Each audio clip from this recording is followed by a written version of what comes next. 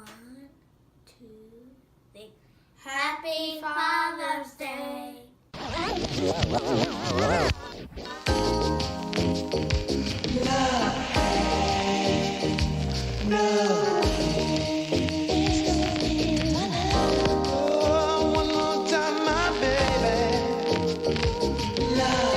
That man right there, On some man shit though.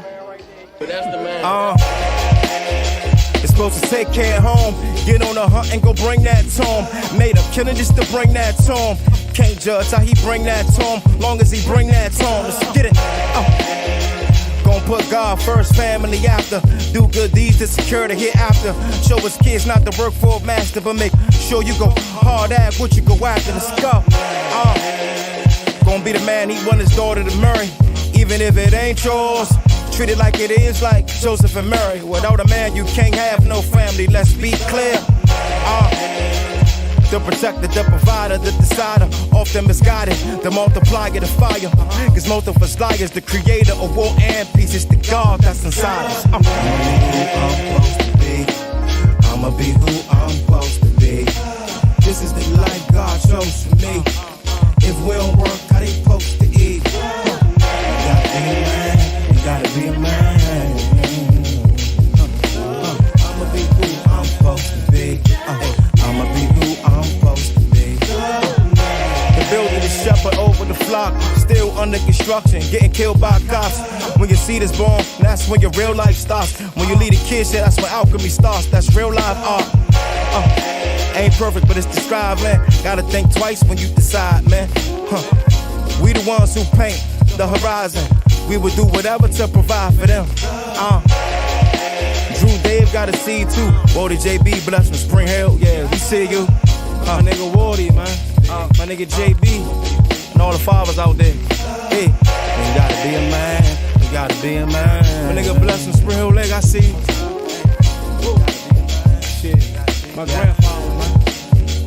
Hey, Leslie Ruffin. They kids, next day, they look like that.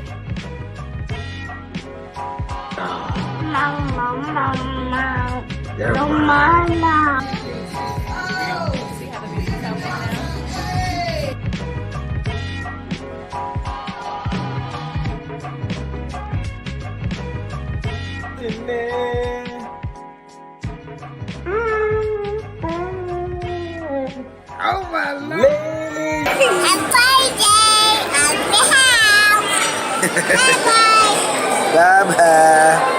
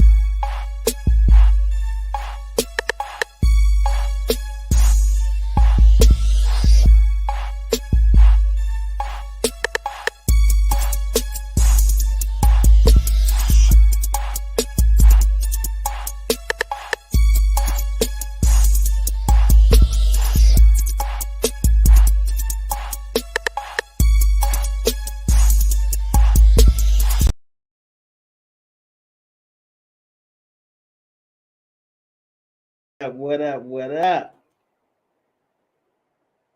Smoke Break Live. We are live. As soon as I figure out.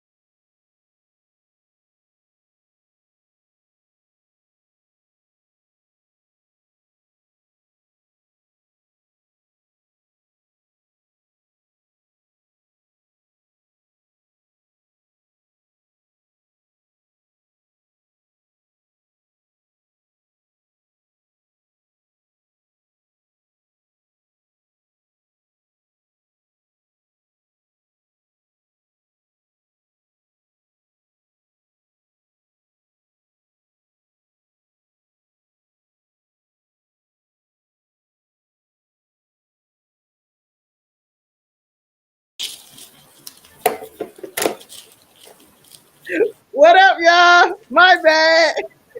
Welcome to the NEMPATHY Show. Clearly, I shouldn't be doing this by myself, but we're here tonight. We got a great show for y'all. Thank you for my guests for coming through. Pastor C. Maurice Ball and the legendary J. Julian. Gentlemen, thank you so much for being here tonight, man. How we feeling? What's up? I'm good, man. How you guys? I mean, I went to a brunch and now I'm here. Here we are. You went to a brunch? Yeah, I went to a birthday brunch and then we went to Top Golf, and I thought I'd be home like 5 hours sooner than what I was. So, Got you. but we gonna make it. It's all good. It's all good. Pastor, how you feeling? I think your mic muted.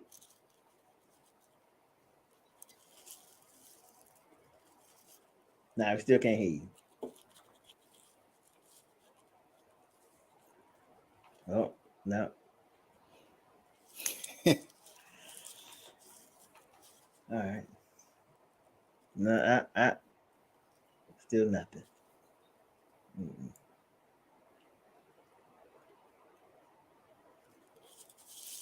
Nope, still can't. 2 1 2 1 2. There we go. You in All now. right. There we go. How we Cool, feeling today, sir? Cool. What's up? I'm good, man. I'm cooling. Hey, this is kind of a break. I mean, it's middle of AAU season and high school basketball, so you know, ripping and running. Okay. That's what I'm doing. All right. So you got an AAU team, right? And No, what my son plays on a travel team. Yeah. Okay. Yeah. You also got the gym. Is it a regular gym or boxing gym or both? It's a kickboxing gym. 9 kickboxing round. gym. Okay. Yeah. All right.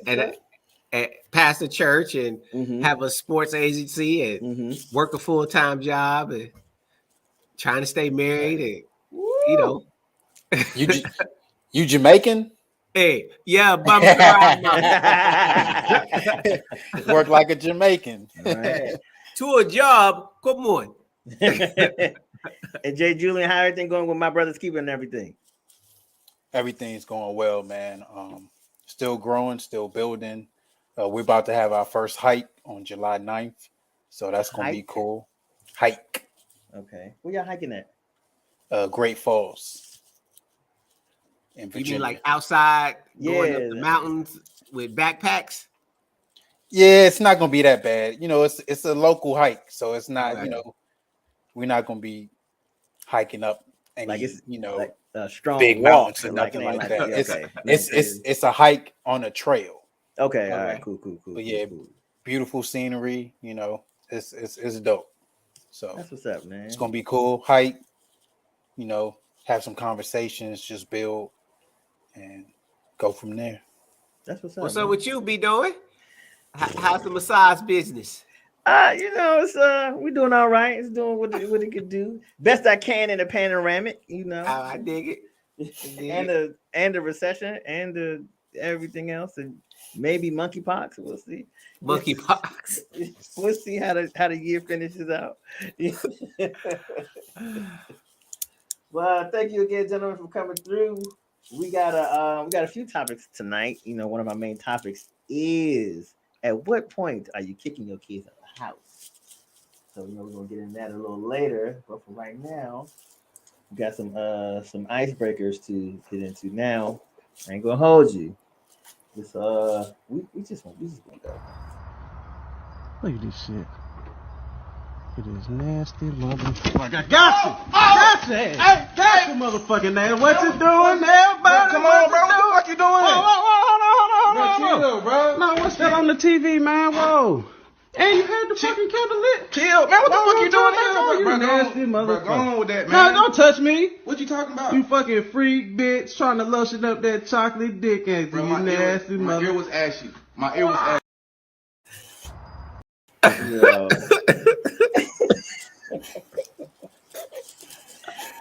First of all, like, whose house is that? Because is that like, are y'all roommates?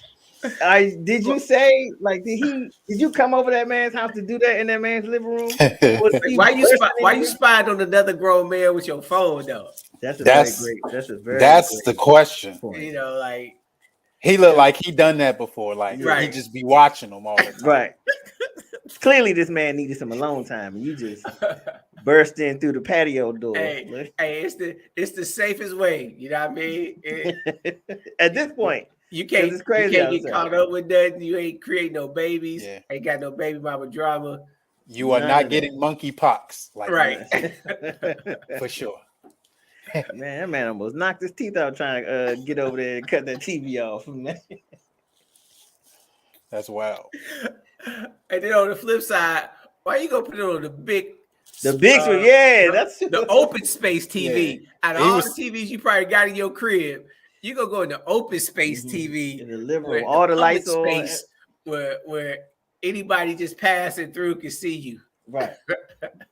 Matter of fact, he didn't close the blinds to the patio. He just out just wilding.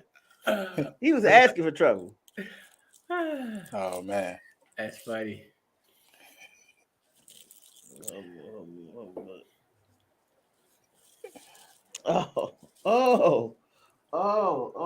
Okay.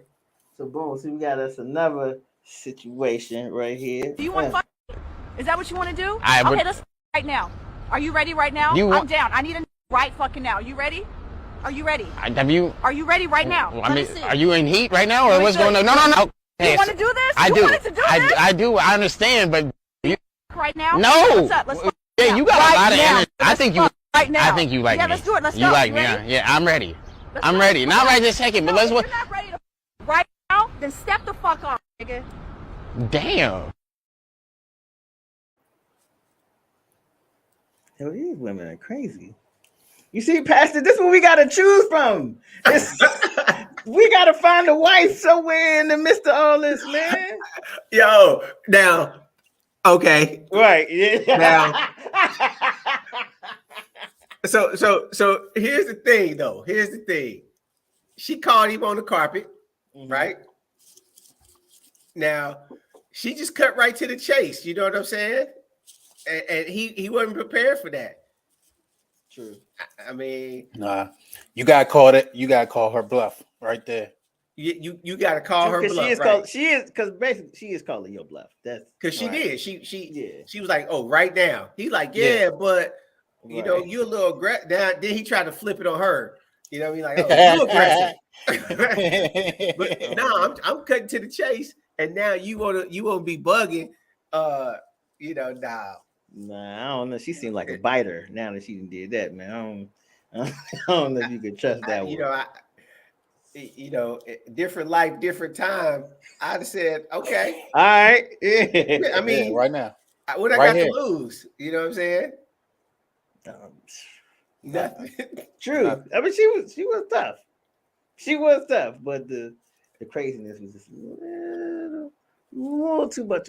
But you know, most guys in that situation, long term, you know, in a week will be willing to deal with the crazy because of the package.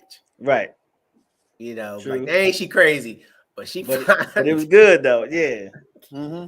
That's how y'all get caught. That's Hey, how y'all end up on podcasts screaming about Right. how you don't like black women or black women don't submit. Hey, and so speaking of that, I know you probably got something else you got to show, but speaking of that, so you know that Michael B. Jordan thing is kind of circulating, right? Yeah. You know, and so one of my friends posted this picture of his I guess the new chick that he's kicking it with, right? Have you seen the picture? Which the white girl? Yeah. That's an old picture. Oh, that's an old picture? Yeah, somebody dug that. See, that's the problem. People just lying on this man. He came outside one time since he broke up with this girl. Now everybody trying to pin this old picture on him, man. Set that man up. And so it looked like, you know, the way that it was captioned was like, you know, y'all done drove him over to the other side. Right. And that's the way it was captioned. And he's been dating women of all races this whole time. He just had been in a long term with Lori.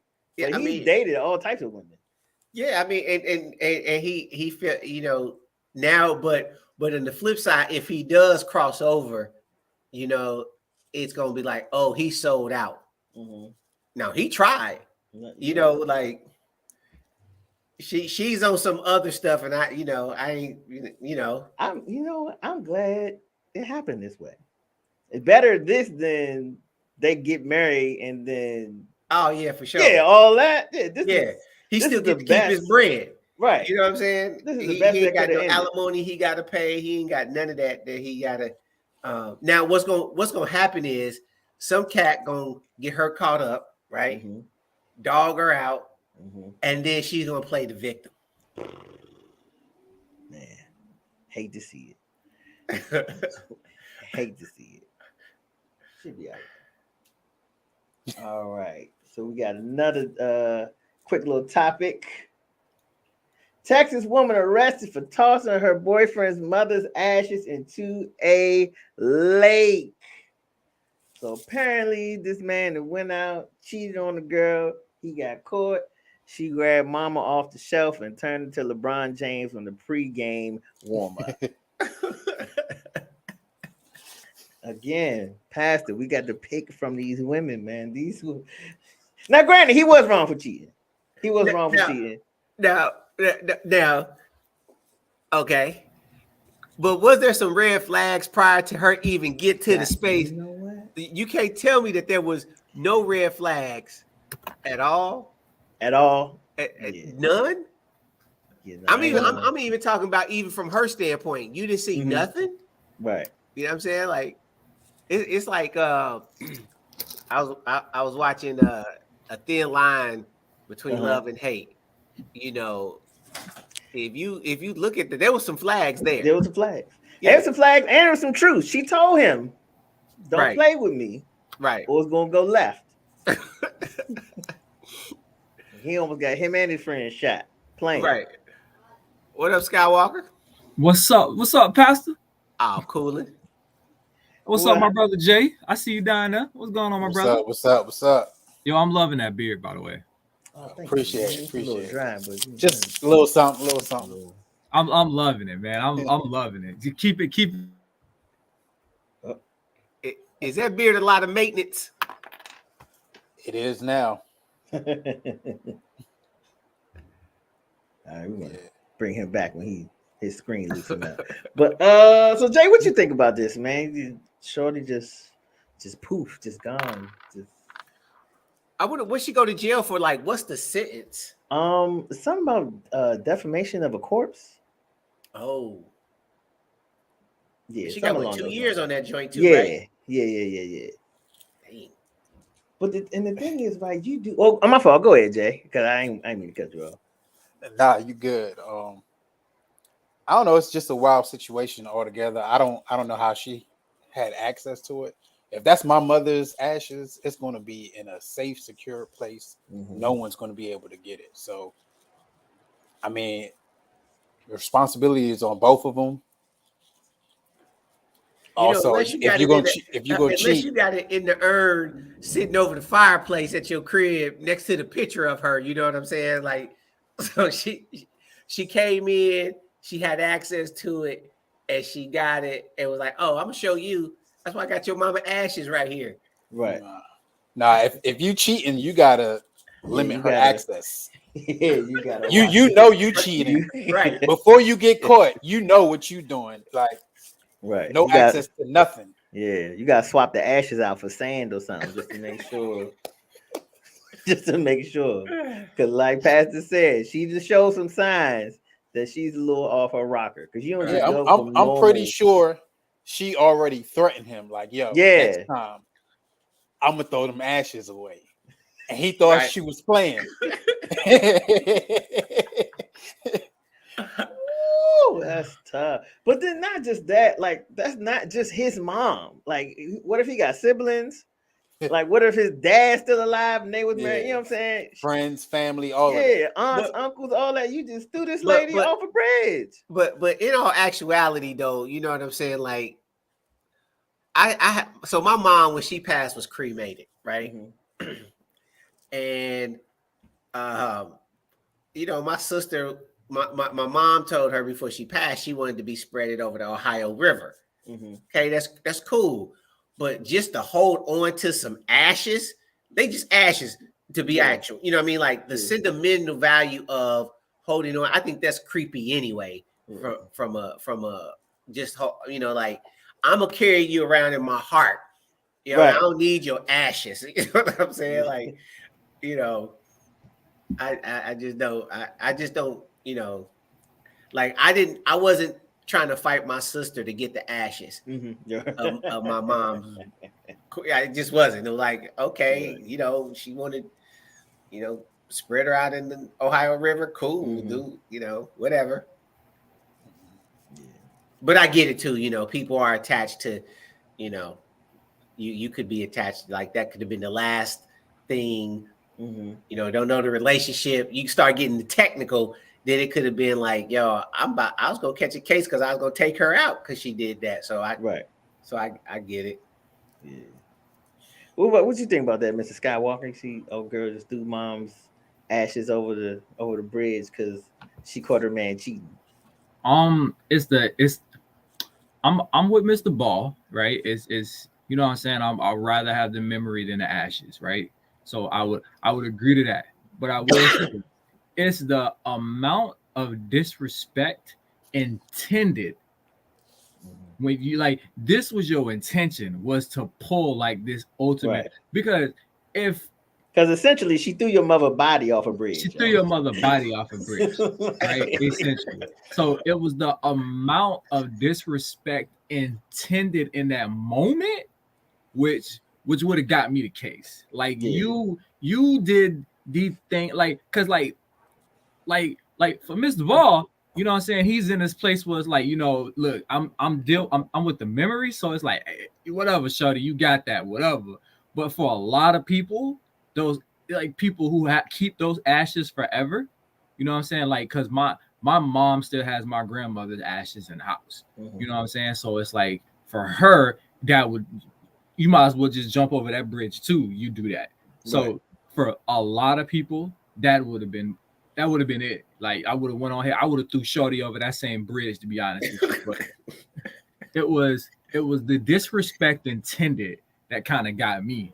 You know what I'm saying? It was like you tried to be disrespectful. On top of trying to be disrespectful, you publicized the disrespect too. You know what I'm saying? You publicized the disrespect. So yeah, and that's what I want to know. I want to know who recorded her. It's a video. It's a video. Somebody recorded. I heard that was I heard that was a skit. The video was a skit, but just so happened it went viral as oh girl did it for real, and her story hit the news. So people kind of coupling the two things together. So it was a skit. The video was a skit, but that mugshot is real. Oh girl really did that one. You know, it's almost like if she was that going with Skywalker, you know, as far as the disrespect, right? That's almost like if she was alive, you just walk up to her and just smack her in her face. Yeah, and just teed off of my mama. Yeah, like because you cheating, I'm gonna smack your mama. Like, what are we doing? I got 5 sisters, and they will jump you like the Power Rangers. I mess with my mom. My sisters will hem you up, man. Shoot, about my mama, hell, I might hem you up. Be honest with you. You know what I'm saying? I got to hold it down for moms. For moms, I might have to hem you up, you know. Man, that's crazy. All right. Check us out every Saturday at 7 p.m. We do the replay on Spin Wax Radio. Shout out to Spin Wax Radio. Thank you for giving us the opportunity to be on your platform, man. Greatly appreciate it. Every Saturday, 7 p.m. we doing a recap of last week's show, man. The NEMPATHY Show, live on Spin Wax Radio. All right, so next up. Woo! Man, shout out to Boom, because this is hard. All right, next up. Social media speaks. Fellas, women love when a man takes charge, so grab her phone and cash up yourself. You deserve it, King. Well, y'all gonna get somebody locked up. 1,000% agree. 1,000% agree. Got to do it. You know what I'm saying? Got to do it. That's funny. I don't care how independent I am. I desire a black man who can protect, provide, and lead. There we go. The black man here. Is that a turtleneck? Yes. Yes. Let's do this. First and foremost, salutations, my brother. What's up? What's up? What's up, brother? How you feeling with it? You know, on this, the Lord's Day, I believe that He has brought us together, brothers, because it is time for us to start to drive out these demons that are plaguing our community. Amen. Amen. But the Bible says that where 2 and 3 are gathered together in His name, there He will be in the midst of it. Now there are 2 plus 3, which means that there are 5. You understand that? Now, if you carry the, y'all understand what I'm saying. Y'all understand what I'm saying. There you go. He there. He here, ain't he, Pastor? Yeah. Amen. He's everywhere all the time. But I agree with that statement, though. I do. I agree. I mean, like my wife is a leader at what she does and in her spaces, and a lot of her friends are these high-powered women, you know what I mean, that are in corporate or doing things, shaking and moving, leaders in their respective fields, but they all want somebody that's able to take charge and lead and protect them. No matter how independent she is, she still wants me to be the man that protects her. She wants to feel like if something pop off that I'm gonna run and she gonna be left behind. Now when it comes down to like money, like she makes probably 4 times what I make, but it's not the amount that I make. You know what I mean? It's not the amount that I but you sacrifice your career for the Lord. That's different. That's different. You can't chastise me for that, ma'am. You got to take that to the altar, sis. I agree. Maybe God will give you a discount on your tithes, maybe to catch up with him. Instead of 10%, maybe 7.5. Some women will tear a good man apart and say he ain't no man. Oh, Shatalabo Sheet. Shatalabo Sheet. He's coming in a Honda. Doug got something to say about this one. He's coming in a Honda. He's leaving in a Suzuki. Peugeot, Fiat. Listen to me. Women sometimes hold both the hammer to build their husband up and the nails to put him on that cross to crucify him. Amen. For the Bible says that a good woman waits by the doorstep waiting for her husband to come home with negligee on and dinner. Proverbs 35:10. Listen, need a higher number than that. I don't think it go up that high, but you know what I'm saying. That's Proverbs 173. Yeah, that's right. There you go. Yeah, you got it. Yeah. It's on page 74. It's on page 74 of the Bible. All right, but that's the truth. Women, I'm serious. This is the one thing that I've realized about women, and I'm gonna be honest with you. The same thing that attracts you to a woman is the same shit she used to break up with you. You want to know how I know? Let's do it. All right. He's so ambitious. He has such drive. He ain't never around. He worked too much. I feel neglected. Girl, he's so smooth. He's so didactic, and all the women love him. Didactic. Why do didactic? That's out my league right there. I ain't never dated a woman that said that. Women love a man that other women love until they love this dude and wonder why women still love him. Amen. Come on. The same stuff that attracts you, that a woman is attracted to you for, is the same stuff she'll use to break up with you. That's the reason why I use the analogy of the hammer and the nails. A woman will use a hammer and the nails to build you up and use them same tools to crucify your ass with. But I okay. think, Oh, go ahead, Jay. I was just gonna say, to your point, I think that's also a byproduct of our society, right? We think that in order to inspire and motivate men, we have to speak to them a certain way. Right. We got to tear them down. You know what I'm saying? Speak to them harshly. Like that's how you get through to us. And that's not true. That ain't. But also, to that point though, if you just sit there and let somebody tear you down, are you a man? Like, hey man, I know he controls the platform, but can't somebody mute him?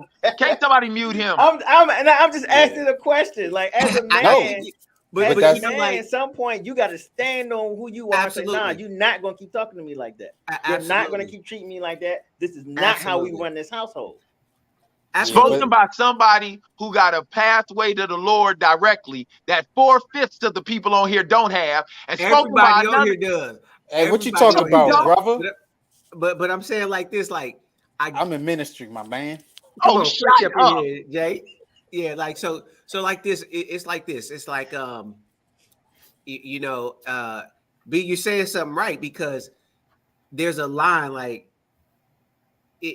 if you're passive aggressive, right? A woman really don't want a passive aggressive man. My wife is she's in leadership, and she leads men all day, and in most spaces she's the only Black female, and in some other spaces she's the only female, period. So she's used to talking a certain kind of way, but you know, talking to me is different. Early on, it was kind of trying to find that balance, but you know, the whole. I think that we. I lost my train of thought. My bad. But no, that's real though. But you're right. Like, you gotta draw a line.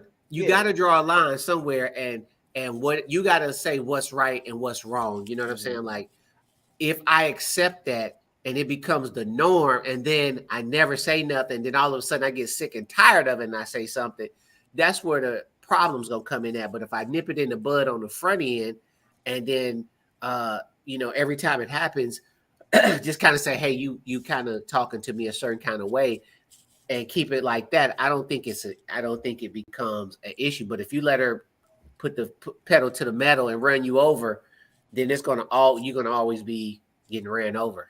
That's why I'm gonna marry a mine.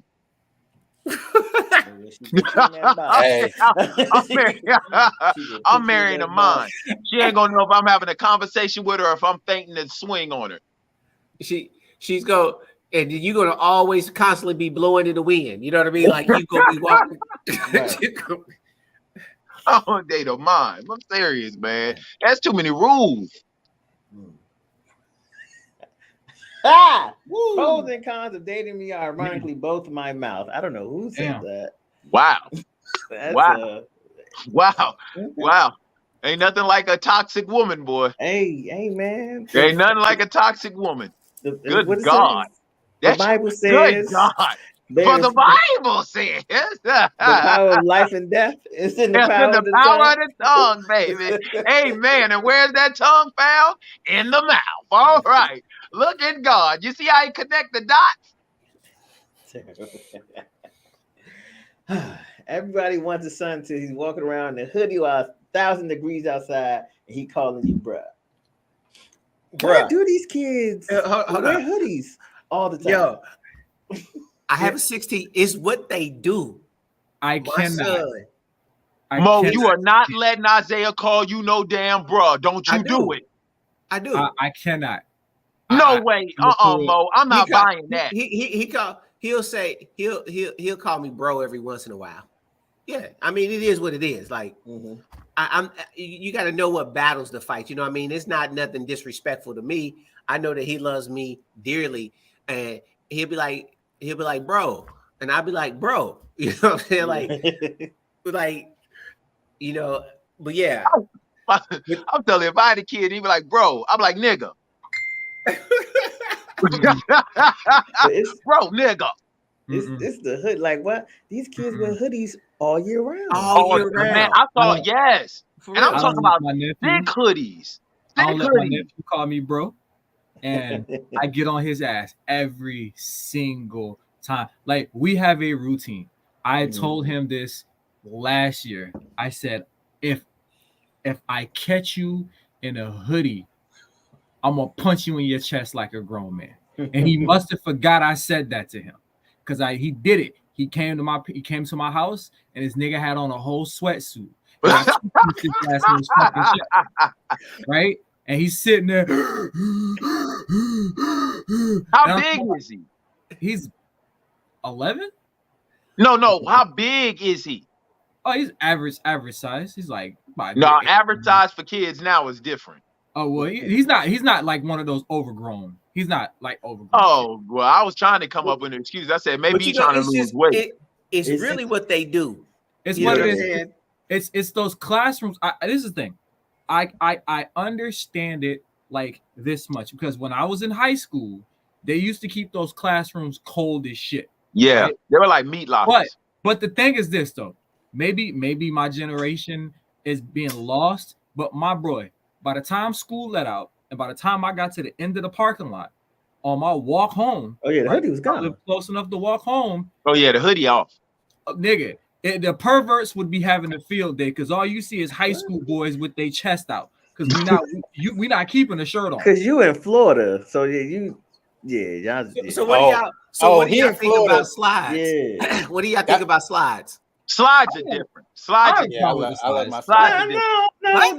Why do you not have on shoes? Nah, I don't even. I wear slides. It depends on what you're doing for me. Like I had the same conversation with my nephew. We're about to be out all day. Put on some damn tennis shoes. Yeah. He doesn't understand why. You know what? Because if some shit happened, the last thing I need for you to be doing is trying to figure out, like trying to keep your slide on. Trying to keep your toes in the slide. Now, put on some damn tennis. But if we just y'all got the game twisted. You can leave them slides. Them slides like $25. Right.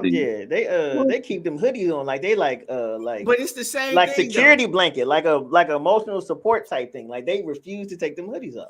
Yeah, but I have a 16-year-old. That's just their space. Everybody's doing it.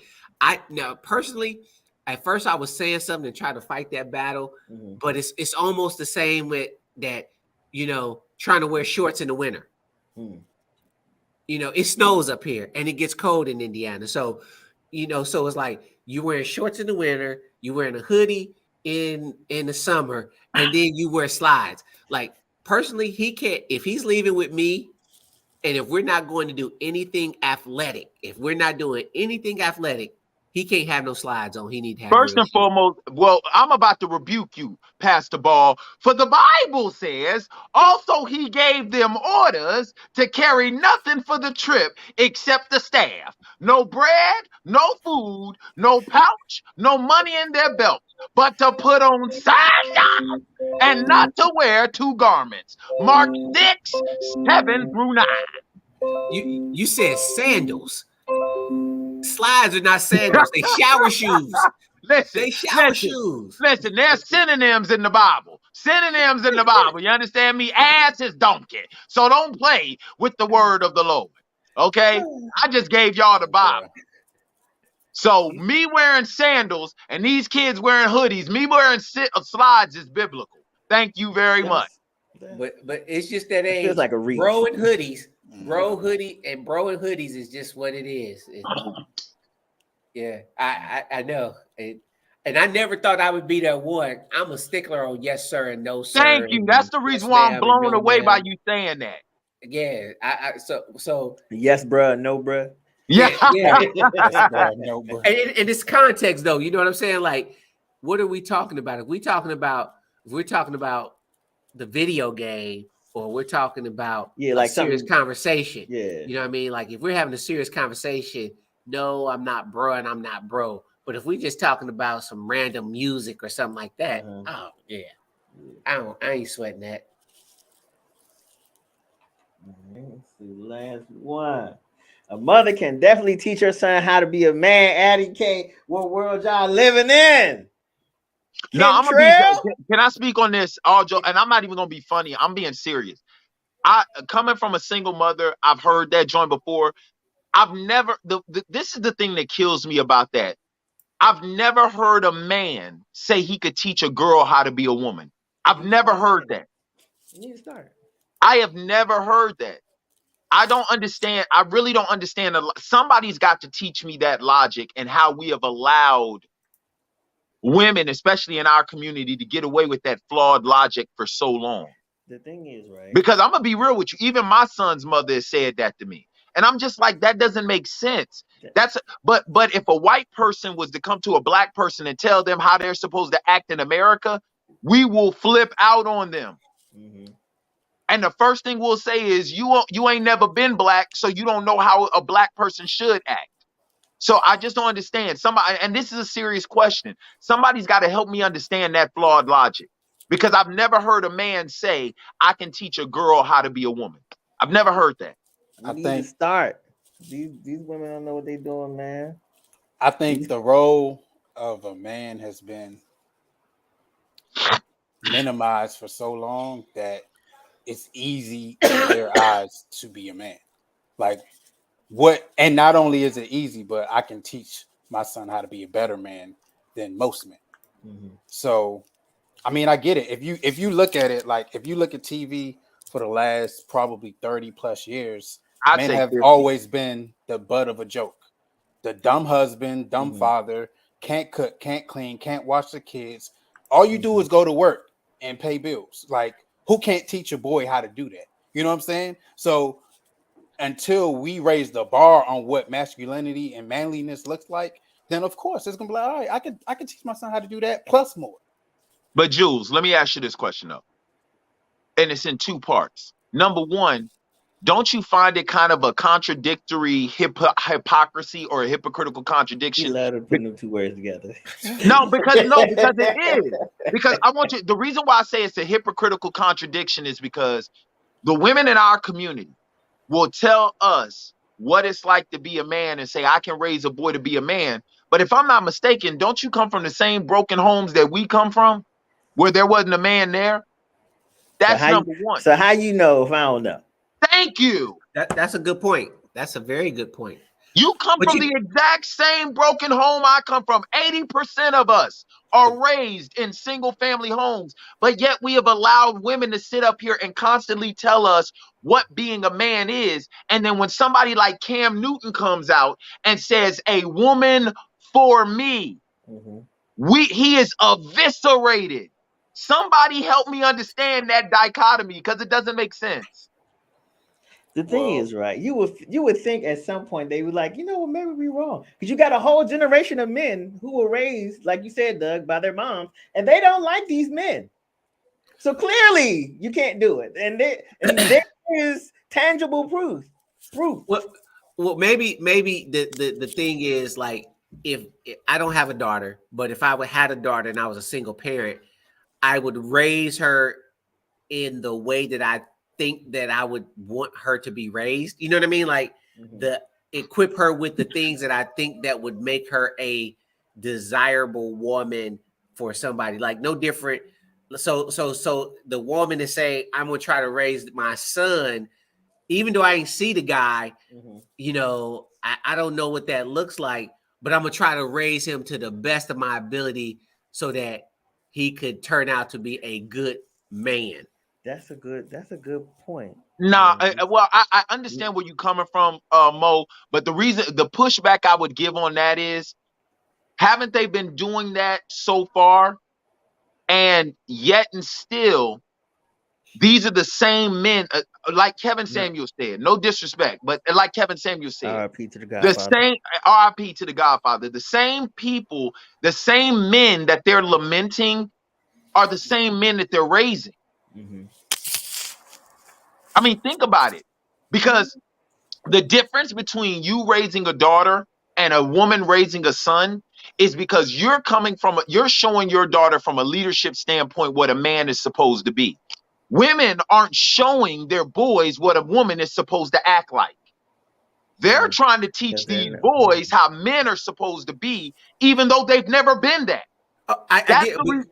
That's the reason that's why great, you and would that's be a more good point. successful raising a daughter than these women are raising sons.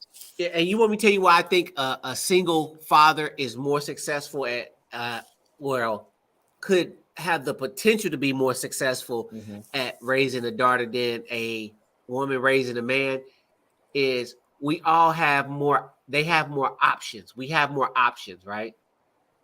Like I can stack the circle right now with 10 good women without even thinking about it.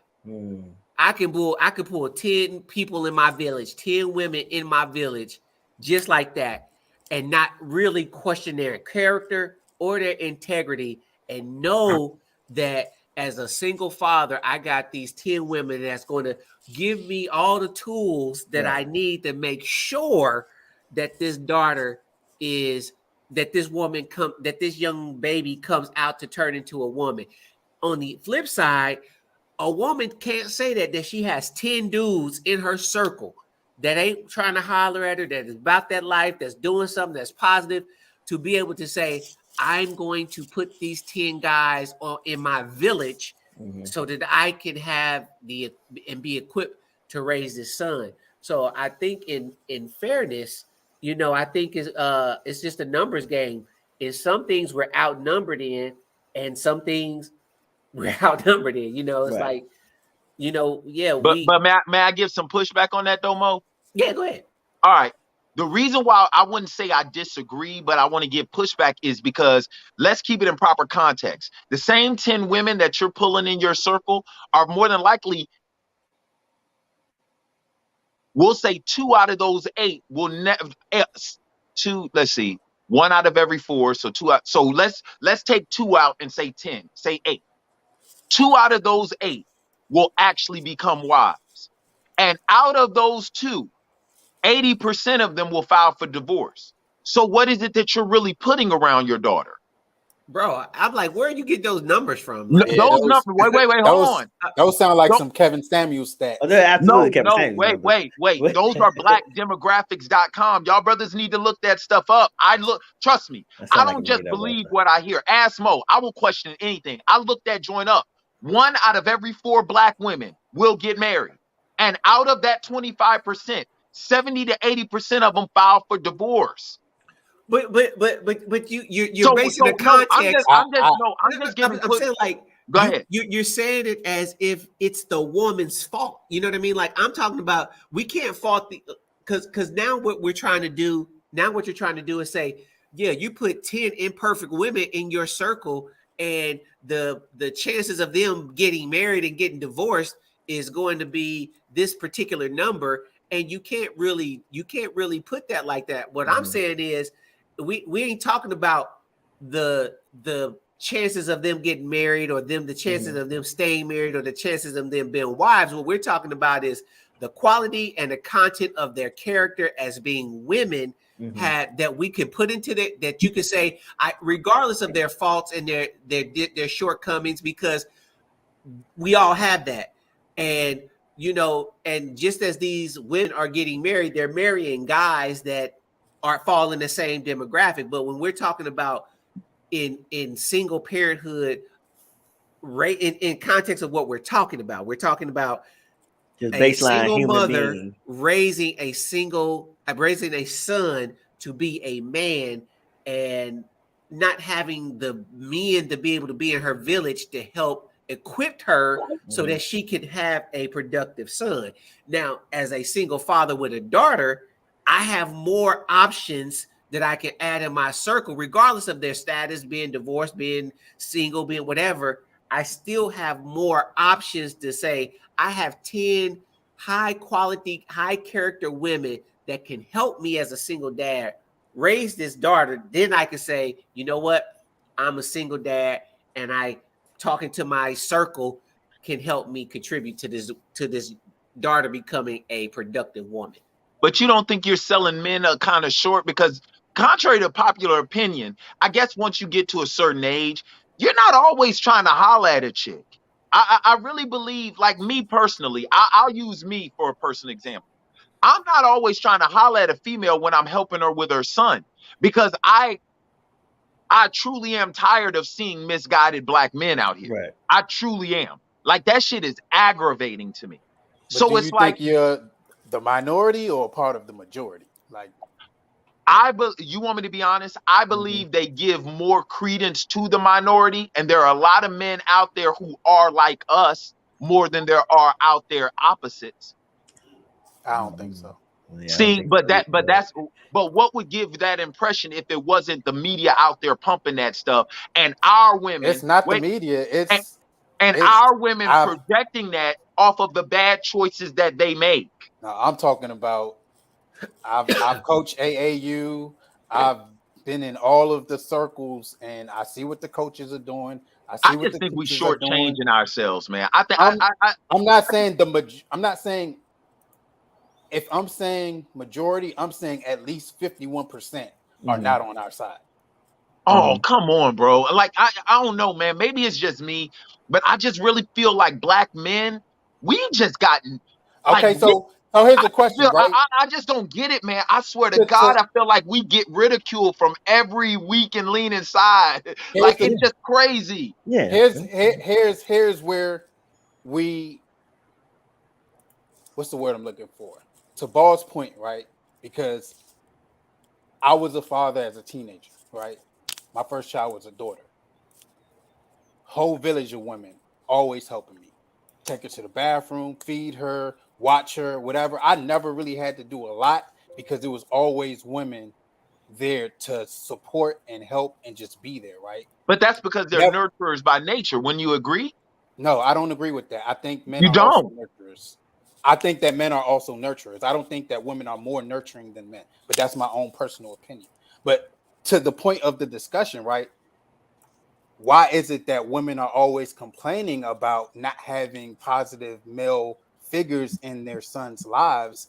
If, to your point, we are that willing to be helpful, like with no strings attached or with no ulterior motives, like you don't see that. That's not the consistent thing that's happening in single mothers' lives. And that's also why your Kevin Samuels and people in the manosphere, they use that as a notch against single mothers.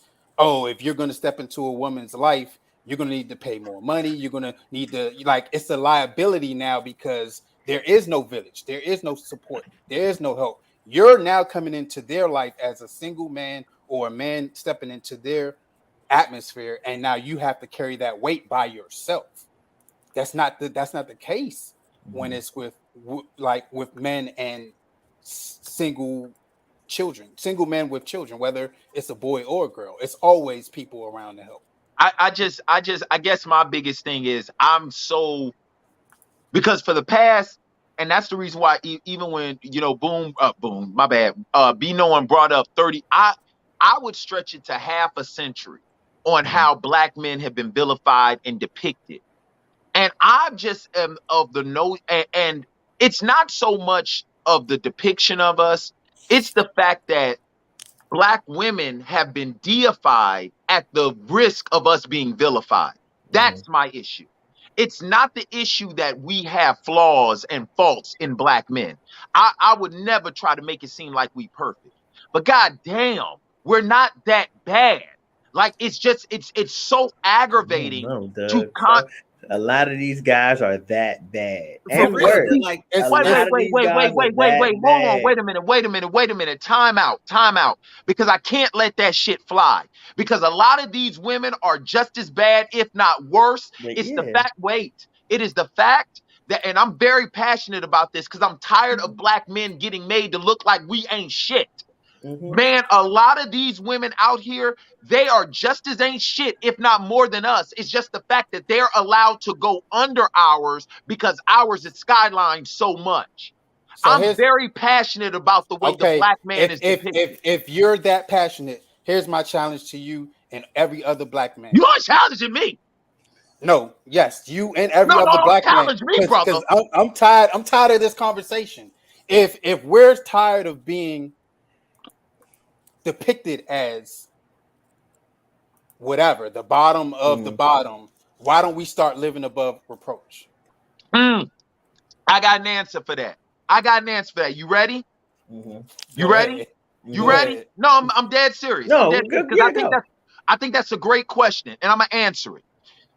Haven't you noticed that no matter what? All right, I'll put it to you like this.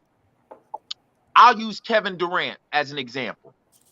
When Kevin Durant gave his MVP speech, it was one of the most heartfelt, thought-provoking MVP speeches of all time. Why? Because he said, Mom, you're the MVP. Tell me one thing that his mom did that she wasn't supposed to do. It's Tell not me. about what she's supposed to do. No. I'm answering. No, are you said it as a single parent? I'm answering. As a single parent, she did what she was supposed to do as a single parent. Like absolutely. Wait. Hold on. No. Wait, you're gonna let me answer? No, because this is where you got it messed up. Straighten me out then, brother. Straighten me out, Rick Ross. Straighten me out. And Ball, I know Ball can speak to this. Do you know how much work and investment you have to go into to get your child to the NBA? Like, she didn't have to do none of that. He didn't have to play basketball at all. You know what I'm saying? So all of the traveling, all of the practices, all of that to get to the NBA. As a single mother, she can just be like, no, I don't have the money. I don't have the time. I just want to say one thing. I listen.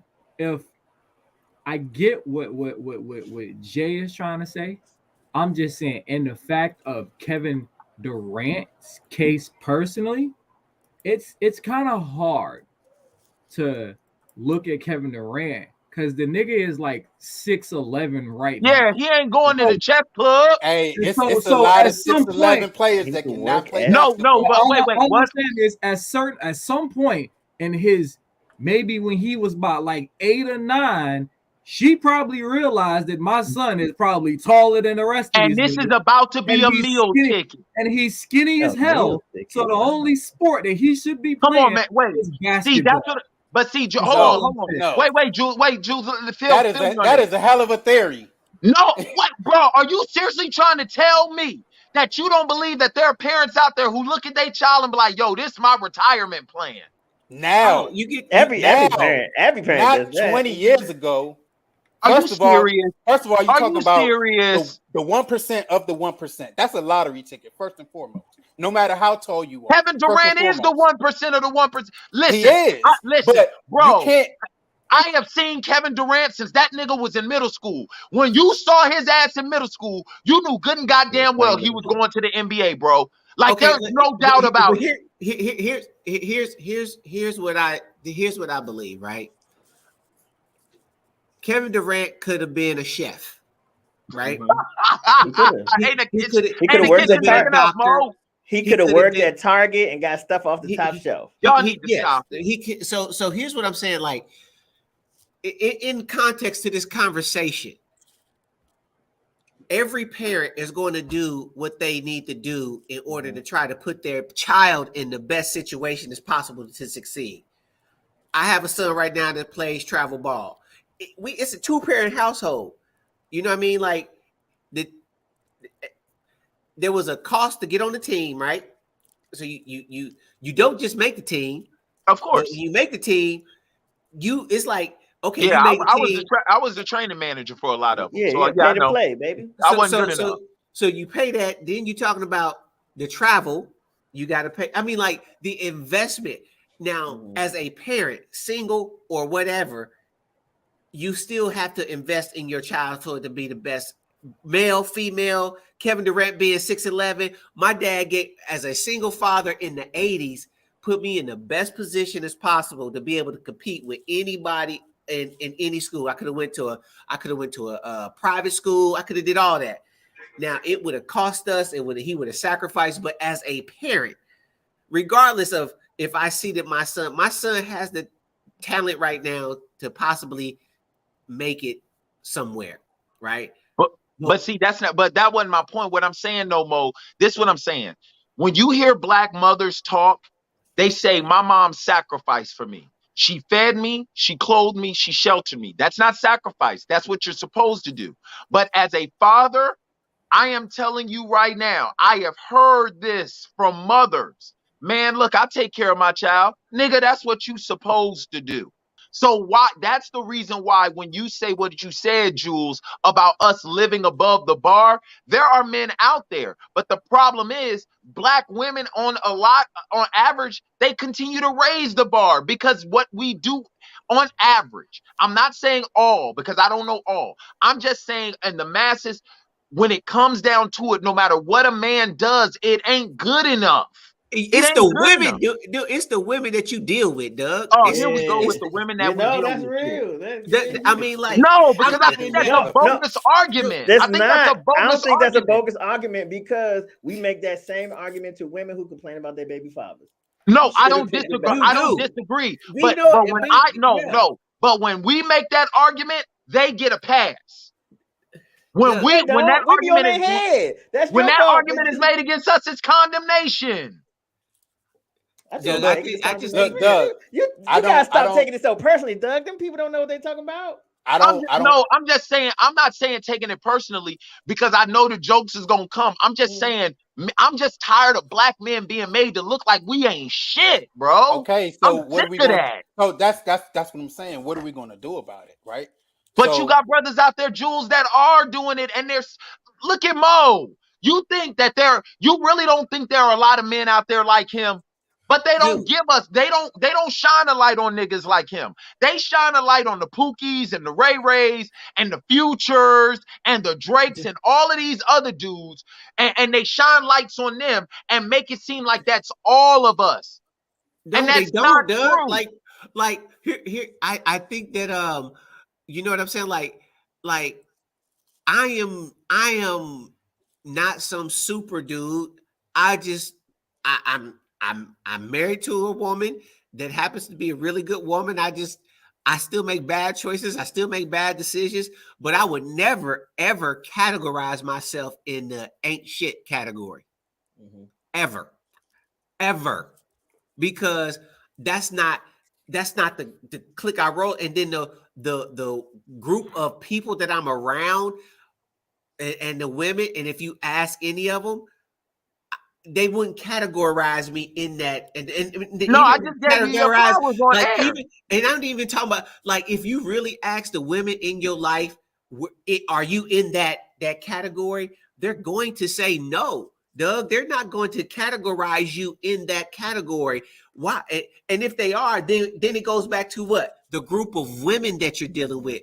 But the women that are in your circle right now, they see that you're trying to be a father, that you're trying to make waves, that you're trying to do something positive. You see what I'm saying? Like, they're not going to categorize you in that manner unless you're giving them something to categorize you in that manner. And all I'm saying is I believe that there are a lot more black men out there like you, me, and the other 3 men on this panel than the ones they're constantly giving viewership to. Well, you know what go ahead, to Mo's point, right? And so y'all niggas trying to jump me? No. It's just y'all trying to jump me? I can't remember who I was talking to. I cannot remember the conversation, but I remember in the midst of it, I had this epiphany. You don't want to be happy. It don't matter what I say. It don't matter what I do. It don't matter what I give you. It don't matter how much I improve. Some people just don't want to be happy. Some people have shaped their lives around whatever dishappy or distaste or dissatisfaction that they have. So they can't view black men in a better light because now their whole life and their whole world becomes unraveled. They have their house of cards falls down. Yeah. I get it. Okay. I can rock with that. I can ride with that. It's like some people, it's no point in arguing with them because you can show them a litany of men who are doing opposite. Wait. You can show them what? You can show them what? A litany of men. A litany, nigga. Let me Google that. And they just refuse to see that and accept that. And that's not your burden to bear. That's not any of our burdens to bear. We have more than enough work to do outside of that, trying to correct things that have gone wrong. I can't stop and argue with every person who don't like it. It's not even just that, across races. You know how many white people think black people can't read? you know what I'm saying? Like it's some people, it don't matter. Like you can read a Harry Potter book from cover to cover, and they still won't believe that you did it. They'll think that you memorized the script before you got there. Like some people just cannot and will not accept it. So ignore them people. Save your energy for the great things that you're trying to do in this world. And we're gonna wrap that segment up, man. Thank you. Wait, so much. I want to just wrap it up with this. This one point. So my ultimate point is this, right? I grew up under, my elders who taught me I had to be twice as good, work twice as hard, right? I think that we have to take that same mentality and instill it in our young men, as well as create resources and give them opportunities and skill sets and things that's going to help them be successful, so that they don't fall into that category. If we work ourselves out of that category, that cannot be the narrative.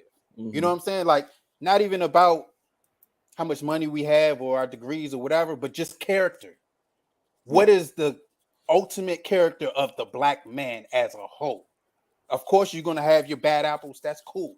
But when the ultimate character of a black man as a whole, we love, we respect, we protect our black women, we take care of our children, we doing, like, when that becomes the norm, then we don't have nothing to complain about. Right now, we've been arguing for about 20 minutes about whether, it is or it is. So regardless of who's right or wrong, the point is it's not tilted in any specific way to say that, the majority of us, for sure, without any argument, is, holding ourselves to a certain standard so that women can't say negative things about us. Not only with women, but any other demographic. You know what I'm saying? Like, we got to hold it down. Like, we love and we respect who we are as black men, and we want to pass down the torch so that we're developing and building better black men, so that nobody, no matter what your demographic is, can say anything negative about us as a collective. And we're not doing that. We're not invested enough to change that. We rather just talk about who's speaking negatively about us, and that's not really making any changes. So that's my only point. I'm like, let's not give them an excuse to say anything about us. Let's work together. Get our money up, get our grades up, take care of our kids. Like we were talking about earlier. Boom. We can work together to take care of our kids. If you're having a problem, boom, I'm having a problem with this. Bring our kids together, tutor them, train them, whatever. But at the end of the day, they can say, black men are really, really showing up in the community, showing up in their families' lives and their relationships, whatever. Like, there's nothing negative to say. And I think that we have the ability to do that, especially now with technology and all of the resources that we do have now. Like, it's time for us to level up and do what black women are getting together and they working together. That's why they are where they are. And that's why they look down at us, because we're not working together. We are competing and we're not collaborating enough so that we can build up our brand as black men. That's our responsibility right now. I believe this is a conversation. I honestly think we should just suggest, because I have a rebuttal to that.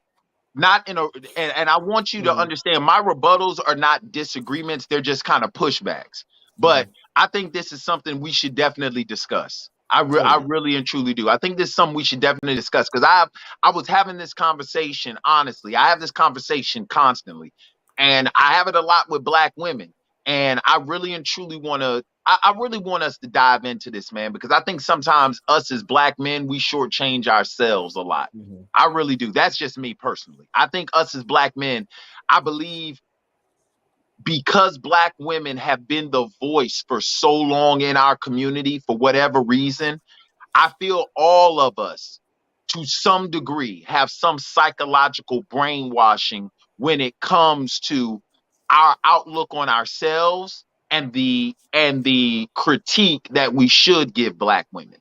Because I honestly, man, I don't want to belabor the point anymore, because I know we got the show to move on. But I just think that's a show we really need to have. Right. And I think it needs to be an open panel show where it's just not black men, but I think we should have black women on here, and we should have a real conversation. I heard you. No. I think I say we have men of other races. Like no. I really truly do, man. I really and truly do, because the one thing I will say about Kevin Samuels is, whether you agree with him or not, he opened the lines of communication that need to be open. And I believe if we're ever going to get to a point where we really and truly bridge these gaps between us, we got to have some hardcore conversations with each other. Like we really, really do. Yeah, but those conversations have to be rooted in the right foundations. And I think that's the difference. Absolutely. They can't just be vitriol back and forth. Oh, yeah, no, we ain't get nowhere. All right. Main topic. Nah, you're not first. Oh, okay. I'm just like that nigga. I was like, that nigga, is he posing for a painting or something? just chilling now. Just chilling. Main topic: kicking the birds out of the nest. So we got a video. His family having a discussion amongst themselves. We'll run this real quick. I'm gonna see if you gonna tell him. He's coming in right now. I let him know. And then because he ain't going nowhere. That's my son. That's my only son. At some point, he got to go. Never no time. I mean, at some point, never no time. Never no time. Well, tell him, Christian. No, you tell him. We're talking about you grown and you gotta go somewhere. I told him, you my only son, you ain't going no damn where. You go when you get ready. Man, I just feel at some point you need to make your own way. That's what I be want to walk through the house naked sometime, and there you go. So I mean, what? No, if anything, you can go, not him. How about that? I want to pay all the fucking bills in here. You gonna tell me where I can go? But the thing is, like, why do I gotta? This is my mama's house. Like, why do I gotta leave my mama house? Period. Man, you damn near 40 years old. Damn near it's time to go. I mean, at what point? I'm 29. I'm not. Well, 40. Well, that's pretty 10 but years you know away. what? When I met you living with your mama. Man, please. I was in and out. Come on, man. Living with your mama. I was only 22 years old. Now you gonna tell me because he 29. I ain't getting up. I'm not getting up. I'm not going nowhere. I'm not going nowhere. Yeah. Well, and you ain't gotta go nowhere. You know what? Damn, they ain't gonna pay no bills either. Then, damn it. Now, how you feel about that? You don't want him to go? I won't pay the bills. But he gonna continue to pay the bills. He got to go, though, man. It's too much. See, we arguing and stuff about stuff. Because, at the end of the day, all you gotta do is tell me to help. Y'all ain't saying nothing. Like, man, you a grown ass man. You supposed to know the garbage overfill. You supposed to know to take that outside. Come on, man. I don't have to tell you all this stuff, man. But the thing is, I'm barely here, so I'm barely making garbage. So if I gotta take the garbage out, I'm barely here. If I'm barely here, barely making garbage, barely making dishes, like, why I gotta do anything? Well, she gonna always make excuses for you, man. But right, he don't even be here. So what is you talking about? He don't be here like that. He come here, he sleep, and then he on business the rest of the day. When he's here, he needs to help out. He needs to do some things. He well, needs I to tell be you what, productive. he ain't paying no bills, well, damn it, he gonna ain't start gotta paying some bills around I ain't paying. But I gotta pay. I'd rather for him to my mama, fuck out. But listen, my mama said I gotta pay no bills. I ain't paying no bills. He gotta pay. What I want him to do is save his money and do what he needs to do with his money and not pay no bills. Because all this soft shit you bring it to him, he still got the titty in the mouth. You let all that stuff go on. No, you know what I know? You jealous. You jealous of my son. You jealous of my son. Only you will say some bull crap. I don't know if you jealous or not, but I just know I ain't getting on my mama's house. Like, if I gotta get on my mama's house, you gotta put me on my mama's house at the end of the day. Well, damn it, I'm gonna be carrying you out. You got to go. You don't mean you want to carry him out then if that's the case. I would carry them out. I'd shoot them on out. And Michael, now you know good and damn well I'm not kicking my son out. Well, what? At the end of the day, I ain't worried about it. Like, at the end of the day, I'm here. I live here, so till I'm ready to get out, I'm gonna be here. So, it don't at what point is you trying to? What's your plans for this man? What's my plan is to stay in here as long as I need to stay in here. That's my plan. What if he 45, 50? And he gonna be 45, 50 up in here. Crazy as hell. Well, damn it, I'm gonna be out there. Bye. No, he's going. He's going Get to the go stepping. Get the stepping. Because this is my only son. He ain't going nowhere. That's what's my only son. Shit. You the one made him like this because yo weak ass. You know what? Made him. Come and go. Your son is forever. Man, I see what I'm saying. You better go. I see what I'm saying. That's right. And like I said, you made him this way. You made him this way. I ain't make him this way. This is a product of your. I ain't make him this way. Like I said, it ain't like he don't. Your bad choice. It ain't like he don't know how to get out here. Like I said, when he ready to go, he can go.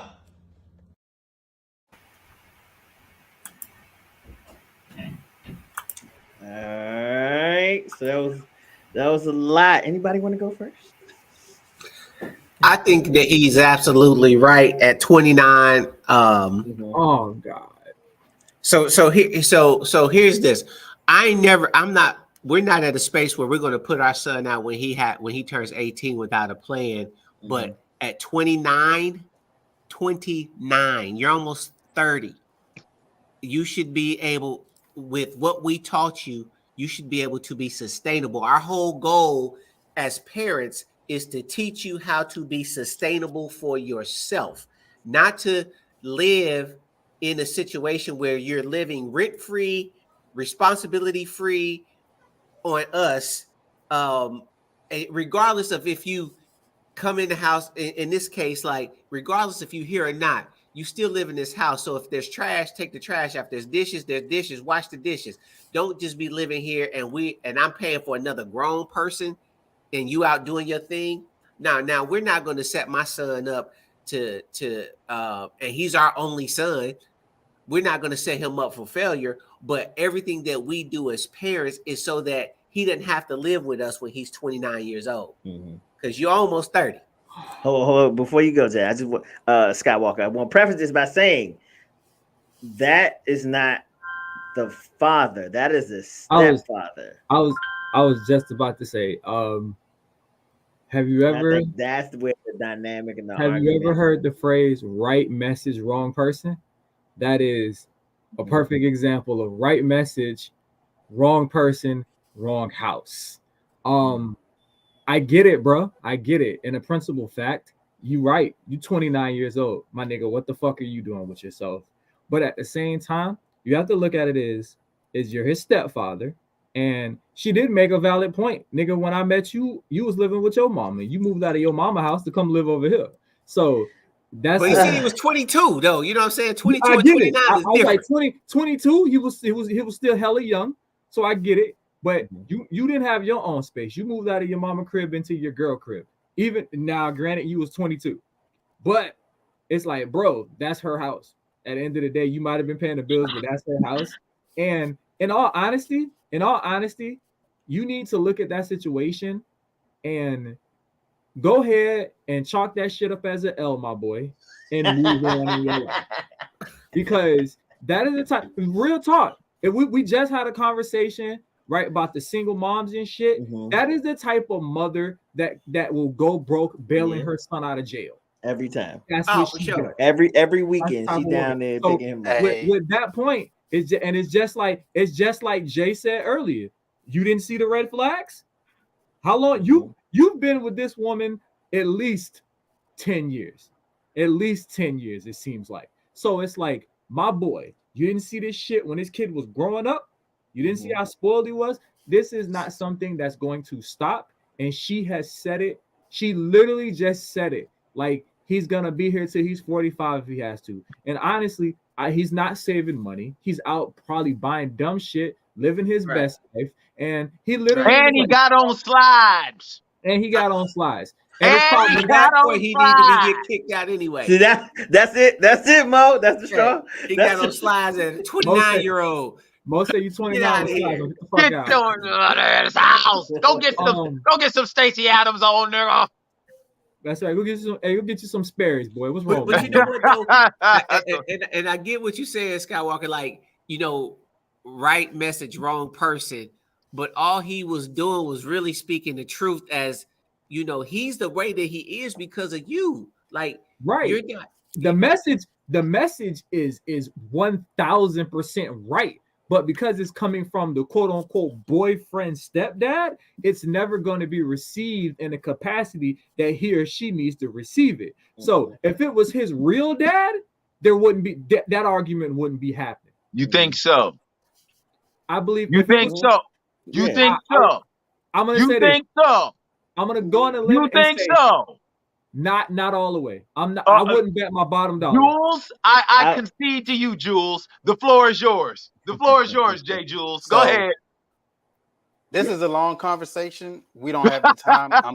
No, because I have very fundamental differences, probably with a lot of you, and cultural differences.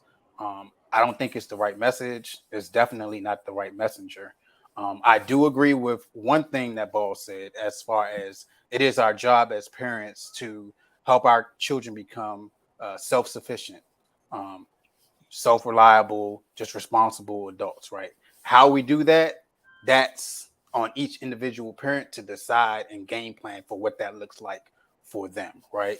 I'm very big on setting up all my kids to be as wealthy as possible. So if that means you have to live with us rent-free till you 45, cool.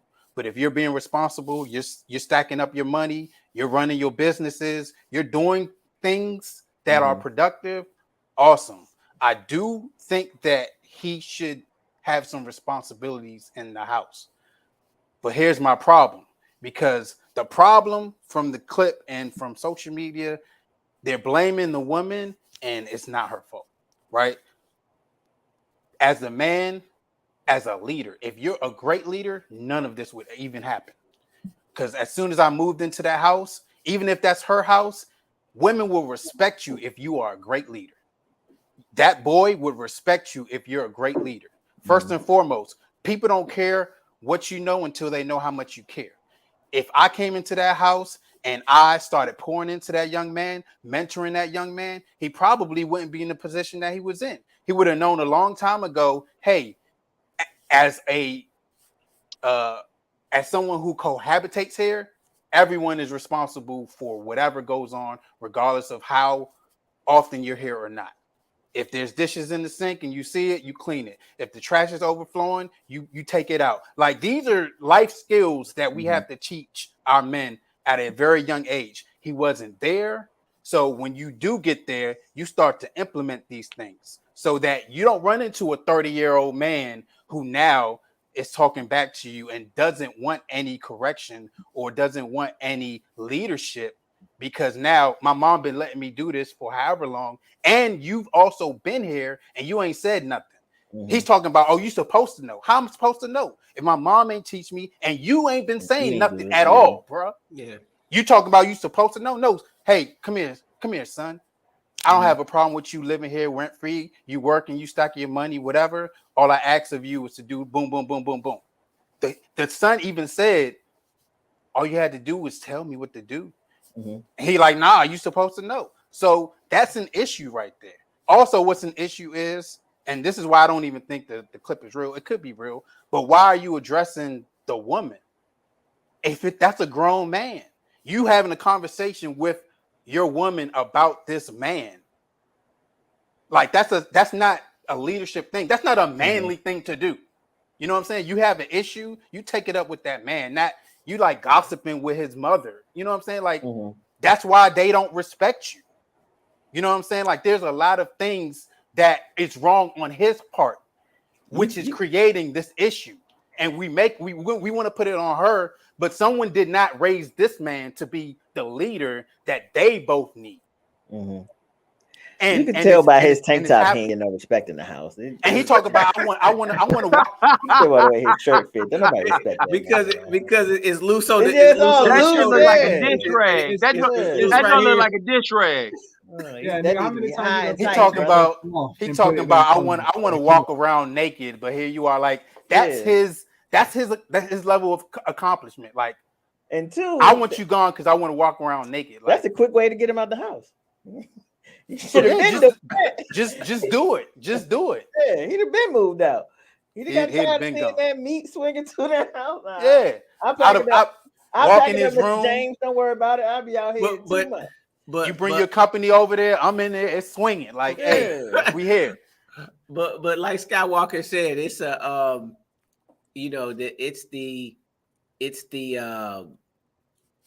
it's the wrong conversation. I mean, right conversation, wrong person. It's and you said too. I agree with you, Jay. Too. I agree with what you're saying. I don't agree with you. You stay with us as long as possible, only because I want you to get out and be successful, and I do want to but I want you to have a better base than what we have. But if you look at this whole in the whole of it, like you said, there was some red flags. You've seen it when he was when he was younger. When you decided that you was going to step into the life, right? You already seen the red flags, like, yo, this dude is off the chain, because he the one that was probably talking back to his mama when he was younger. You know what I'm saying? And he didn't step up, he didn't say nothing, but he's like, this, cause he was like, yo, this is my mama's house. I ain't going nowhere. Right. Like, you ain't gonna put me up out of here because my mama said I ain't gotta go. Now, from you got hold on, I see you, Doug, but I'm just saying from a standpoint. Oh, trust me, I'm waiting. I just want y'all to go. Go ahead. No. I want you to finish. No. I want you to finish. How? But I look at it like this. Like, I try to tell my son now. My son is 16, and I'm like, dude, I still got to come and tell you to clean up your room. Don't no woman want no nasty dude. What woman? But what you about to do? We about to go to my mama's house. Where you live at with my mama in her basement? Oh, okay. I was trying to keep it off that petty end and keep it on some deep shit. But I'm like, how the fuck you going out getting chicks and be trying? Right. Like, what happens if you go out and get a baddie and she want to come back to the crib? You gotta bring her back to your mom's house, my nigga. Like, come on. Come on, bro. It's my mom's house night. Some of these women sleeping on the floor. Don't let these IG pictures fool you. Some of these women are sleeping on cots, man. They happy to come to your mother's house and get something to eat. But they got their own cot to sleep on, though. You might your mattress might be on the floor, but your apartment is in your name. Right. Yeah, apartment in her sugar daddy name. Doug, go ahead. Thank you. Tell us how the black woman is wrong. Come on. We right. Come on, beat her up. Go ahead. Now, let's eviscerate her. Get this started. I'll go ahead and get this started. Because I sat here and I've listened and I've heard and I've listened and I've listened and I've heard. Now, Skywalker, you said right message, wrong person. Am I correct? I did. Well, the Bible says in Numbers, because what? I'm using the word, but the Bible says in Numbers 22, verses 21 through 39. I'm sure the good Reverend knows about this. When the donkey saw the angel of the Lord, it laid down under Balaam, and it was angry and beat it with its staff. Then the Lord opened the mouth of an ass and said to Balaam, what have I done to make you beat me these 3 times?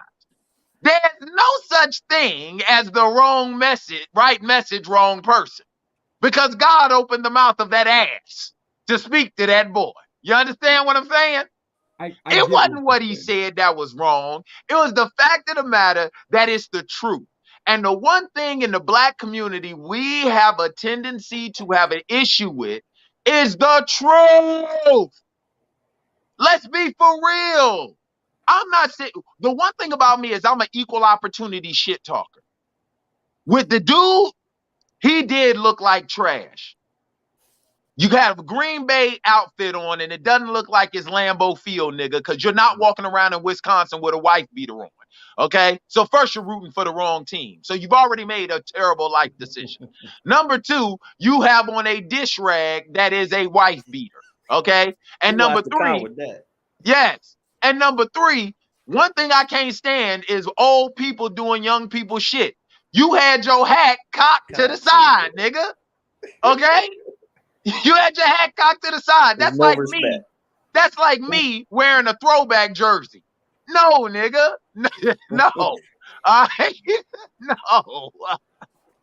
Skywalker, you look like Roscoe on Martin. If you don't take that shit off, listen. The bottom line is this. I'm not sitting up here blaming black women, but there has to be a culpability that's held, which goes back to what I was saying. The same men that they're lamenting we are that you bring up, Jules, which I agree with. It's the same men they're raising. It's the exact same men they're raising, bruh. And then when you do, and hold on, and then when you do have a man, because you said if he was a real leader, people will sit up here and follow him, right? Am I correct? Would you not agree that Moses was a leader in the Bible? He was a leader. But would you not agree? Hold on, wait. Hey, I've been playing, but I went to Bible college. I can break this down for you. No, I'm just being honest. Would you not agree Moses was a good leader? Yes or no? We're not saying perfect or flawless. For the majority, yeah, for sure. Did they still not turn on his ass? They still followed him though. No. Did they still not turn on him? Yes or no? No, not necessarily. Oh my God in heaven. What do you think the golden calf was, bruh? No, they turned on God. That was different. He left. Okay, all right. So they followed him out of If Egypt we're gonna play that semantic and got lost for wait a minute. If we're gonna play that semantics game, is the leader that God appoints not the mouthpiece of the representation of God? Yes or no? Did Moses consistently follow God? Because then that's where wait. All right, so let me ask people that you're leading is a reflection of your leadership. Can I finish? Right? If that's the case, name one leader that consistently always follows God. Name one. There are a lot. Put your hand down, be knowing.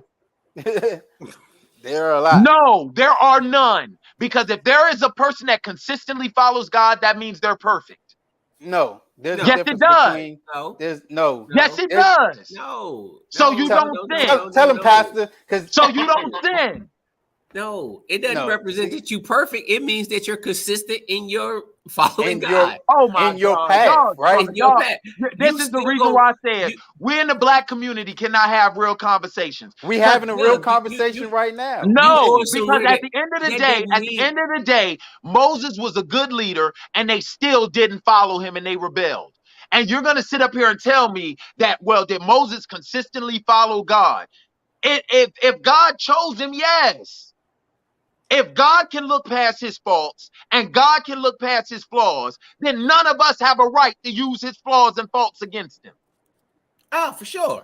Thank you. That's all I'm saying. Yeah.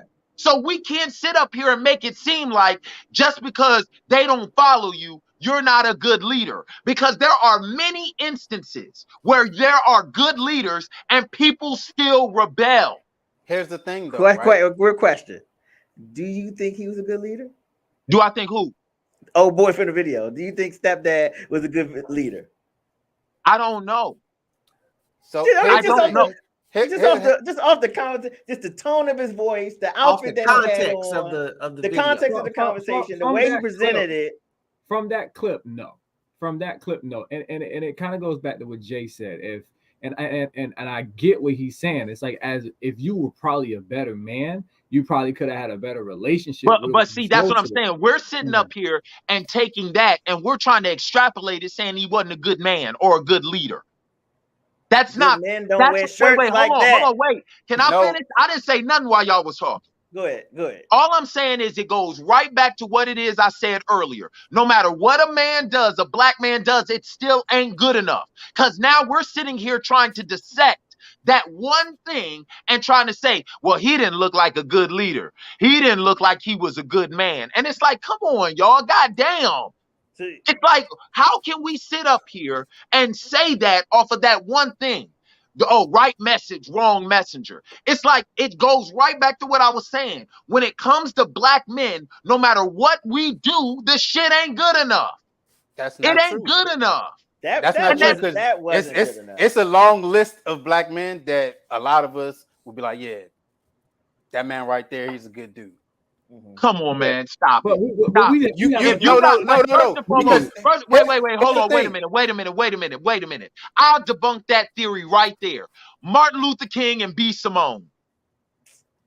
What are you saying?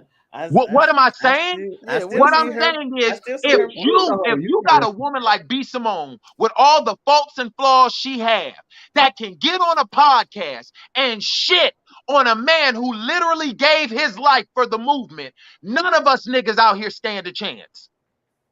Okay, you talking about very few people. Oh, here we go again. God damn, man. Y'all give more passes to women than a first grader with a weak bladder. Like, God damn.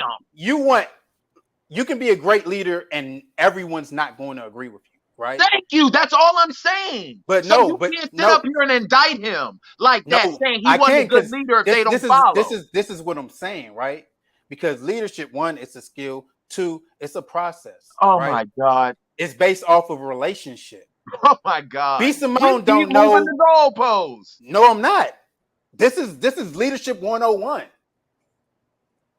This is how I can look at that clip and say that's not a good leader right there. Are you serious? Yes, 100%. So 100%. Oh my God. I can't, man. That's what I'm saying. From effective communication, from understanding what was unaffected by what he was saying? No, he was speaking the truth. Now, Thank you. No. Let's you're put talking this in about context.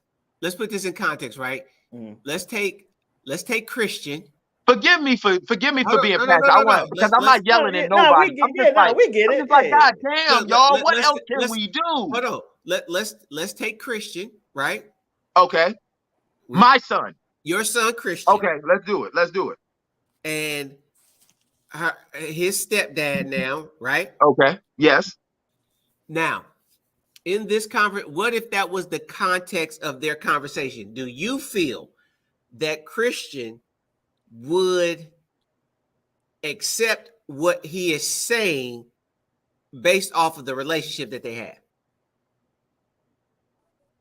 Well, I'm sorry. You got to.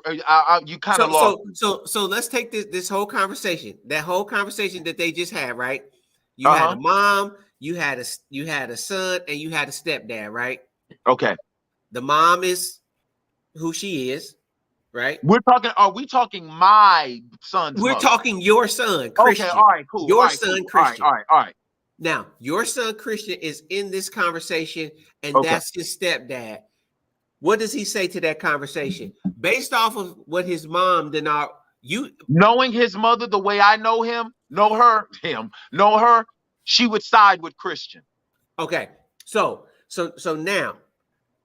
now, does that mean that the stepdad, right, is wrong? Is he wrong? I mean, like, is he wrong for saying something to Christian? Is he wrong for is Christian going to be right because he's saying my mom, or is the mom right or wrong because she's saying, well, regardless of who you are, that's my son? Which means that if we go back, and this is where I kind of agree with you too, as far as some of the stuff that Jay said about him being a weak leader, but if she undermined his authority from the jump, yes, you know what I mean? Like, what if he was trying to be that leader, and then she usurped the authority, and that's then what every I'm time saying. He got on him, and that's what I'm saying, Mo. And that's what we got to talk about when I constantly say in the Black community, we got to start having some real conversations, because the truth of the matter is this. That's the reason why the first thing I said with Skywalker was, there's no such thing as a right messenger, right message, wrong person, especially when God can open up the mouth of an ass to speak to somebody being an asshole. At the end of the day, if the message is right, the message is right. And the problem with us in the Black community for so long is that we have been lied to, because people have been giving us sweet nothings in our ear and then done absolutely nothing for us. And then when you got individuals out there who tell us the truth, now we got an issue with them. So we want to dissect them as leaders to make it seem like their message is less valid or their message ain't what it should be, because we don't want to hear what it is they got to say. That's our issue in the Black community. That's not our issue. That is our issue. Name one person that tells us the truth that we accept. The issue is not we don't. No, Jay. I've answered your question, but you've never answered mine. When Bill Cosby, you're not letting me break it down. Like, it's very simple. Go ahead. I already said it. People don't care how much you know until they know how much you care.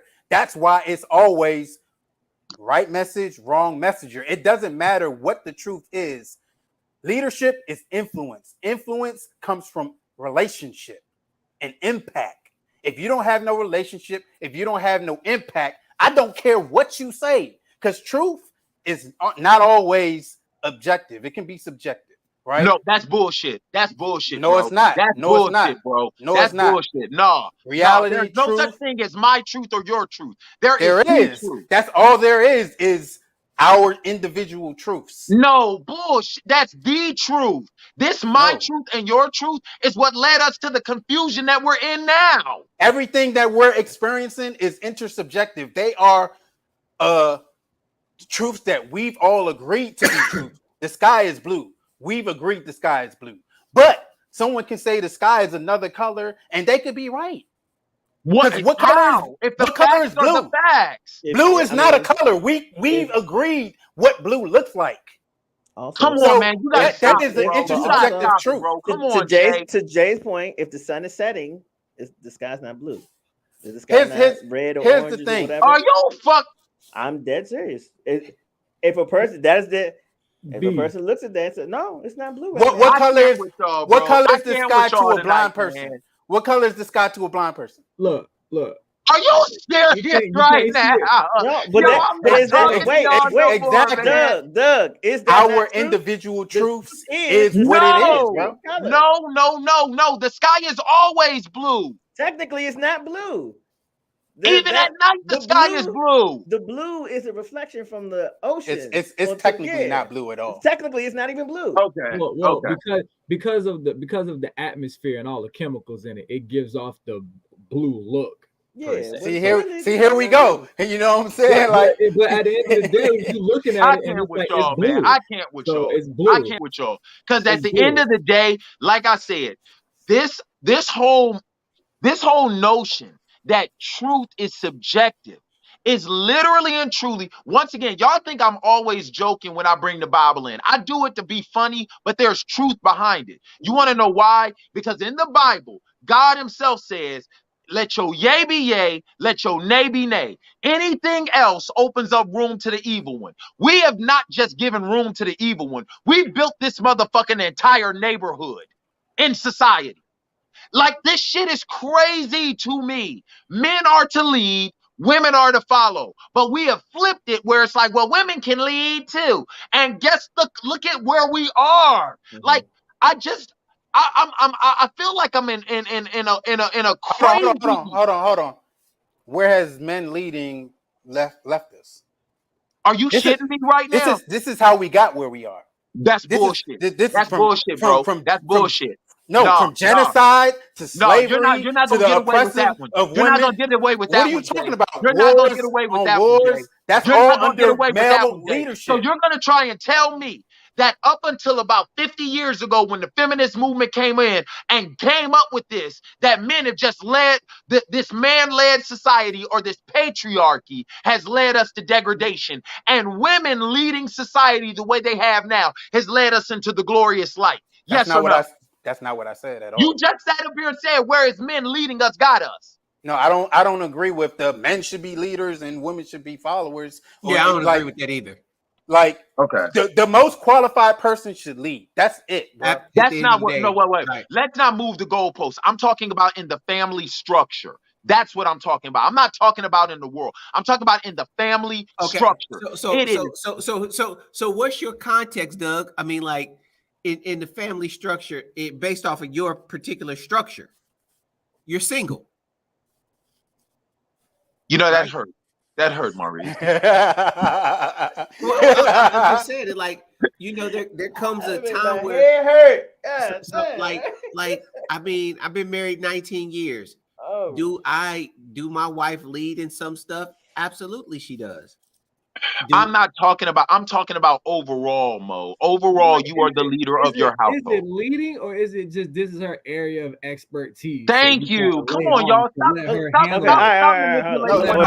Wait, hold on. Let's rabbit hole. I feel like we kind of went off on a tangent. No. We really haven't, if we're paying attention, because what it is about, what I'm saying is this. Mm-hmm. That man, it got about leadership and how Jay said he's not a good leader. But I beg to differ, because just because people don't want to follow you doesn't mean you're not an effective leader. It's just the fact that people still have their own. Wait. That's not right, bro. Can I finish? Good. I can easily just tell you how wrong that is, bro. Bro, just because people don't want to follow you doesn't always equate that you're not an effective leader. The one thing somebody has always told me on this panel is this. One thing about me, I'm not ashamed to put myself out there. Me and Mo go back 20 years. I remember I would tell Mo all the time, yo, man, I'm praying to get my family back together. Remember this conversation, Mo? And I'd be like, I'm praying for my woman to come back together so I can lead her. And Mo would always tell me this. He said, you can do that, but always remember, she has a choice in this matter. She has a choice. And her choice is, but this is also the key part. Her choice is no reflection on you. That's her choice, which means that just because they don't want to follow you at times doesn't mean you're an ineffective leader. It doesn't always equate to that. Real quick. If you are an effective leader and the people who you are leading refuse to follow, why do you not leave them to lead somewhere else? If you are effective, you are wasting your effectiveness. Okay, but you're doing nothing. You're doing nothing but justifying what I'm saying. He's not an ineffective leader just because they don't want to follow. He's possibly He's possibly He is possibly trying to lead the wrong flock, but that does not make him an ineffective leader. I feel like it do. Because if you were effective, you wouldn't stay here because you know what effective is. Here's the thing. You're effective. Let me. I'll let you go ahead. Go ahead, Scott. Question, right? So we just, and this is me. You know, I got Doug's back. So this is me, right? Talking to the rest of y'all, because y'all just said, right? J, Ball, and B. You just said that the man doesn't necessarily have to lead. We've been so focused on him being a leader. I want to talk about this ain't shit ass mama that done let this son run a fucking muck for 29 years. Let's talk about that. So if the man's not the leader, then this bitch is obviously the leader. So if that case, this leader ain't shit for the situation that you in for the moment. Come on, somebody. That's all. We weren't defending her. I don't. None of us were defending her. But y'all were sitting up here saying the first thing y'all said was he was an ineffective leader. It's the man show, bro. Yeah, we talking about him. So let's clarify this. The leader. Maybe he's not the leader in that house. Obviously, look at what y'all doing to the man of God. Look at what y'all doing to the man of God. Which one? Let's clarify this. Let's clarify this very quickly. I think we've all agreed that our jobs as parents is to raise our children in a way that they can be self-sufficient. However, we vision that to look like, right? So therefore, if their goal or her goal was to have her son move out at a certain age, get married, run his business, whatever, be independent, then she is not an effective leader. But obviously she said he can stay there for as long as he wants. So she is successful in her plan for her son. Her plan for her son does not look like our plan for her son. So that does not make her an ineffective leader, first and foremost. Secondly, so her disabling another black man, you call it disabling. That's what I'm saying. Like that's what she led him to. Yeah, we're talking about it's a trash plan, but she did it's not. It's not a trash plan because for if we go back into history, right? Even if you want to go back to biblical days, okay, niggas did not live outside of. They moved in the backyard of their parents' house. You know what I'm saying? Like there wasn't a departure. Like we kicked people out at 18 and you just go live across the street or in another state and you're just fending for yourself, right? Then if we want to talk about other cultures, wealthy people, their kids live in the guest house or the outhouse, or they stay in their house. Or I know so many entrepreneurs and entertainers who live with their parents until they 30, 35, and then they break and now they millionaires. Like there is no one formula on how we should raise our kids. It is all dependent upon who our kids are and what their goal is in life and how we want to support them. If you want to kick them out, cool. But that might not be the best move. But that's case by case. You know your children know what they want. You know what they want. Like, there is no one set formula for that. That's just my point. If your child wanted to be a doctor, guess what? They're going to be living in your house, going to school, getting their doctorates for how long? What part about that nigga said Grey's Anatomy or St. Elsewhere to you? No, because we're talking about the principle. Oh, you're this age, you should be out of the house. Like, that's the conversation. I think where we missed it all at, though, as I listened to our conversation, I listened to that conversation, I look where we went down some rabbit holes. But at the end of the day, there was a plan, right? Like Jay said, there was a plan. And like B Noah said, the plan could have been whack. It could have been a terrible plan. Could have been. I mean, the plan is whack. But at the end of the day, if she feels like she's doing the best for the child. Now, he's not a child. No. I get it. He's mentally a child. He is, because and that's her fault. Okay, Doug, you go. She handicapped him so much that he's not going to actually able to sustain himself because of his thought process. And when he goes out into the world, guess what he's going to look for? He's going to look for the woman like his mother, absolutely, who's going to take care of him, who's not going to hold him accountable to having a job, who's going to allow him to sleep at the crib and all this other stuff. So if that was the plan, that sounds like her man, though. I mean, so why does he have an issue? You know what I'm saying? Like, yeah, because it can only be one of us. That's the issue. Both of us can't be in here. It's only one of us. No, he's right. He's right. That's but once again, but hold on. But once again, back to Skywalker's point. Wait, hold on. My camera's opposite. No, you're right. There we go. Skywalker. Well, back to Skywalker's point. Once again, let's talk about this mama who picked the wrong guy. No, he picked the wrong house. No. Because the son was already there. He should have left. Here's the thing. Once he realized that's how it's going to go. It's not the wrong guy. It's not the wrong house. Leadership is a skill, like I keep saying. He can learn how to become a better leader. Here's the thing.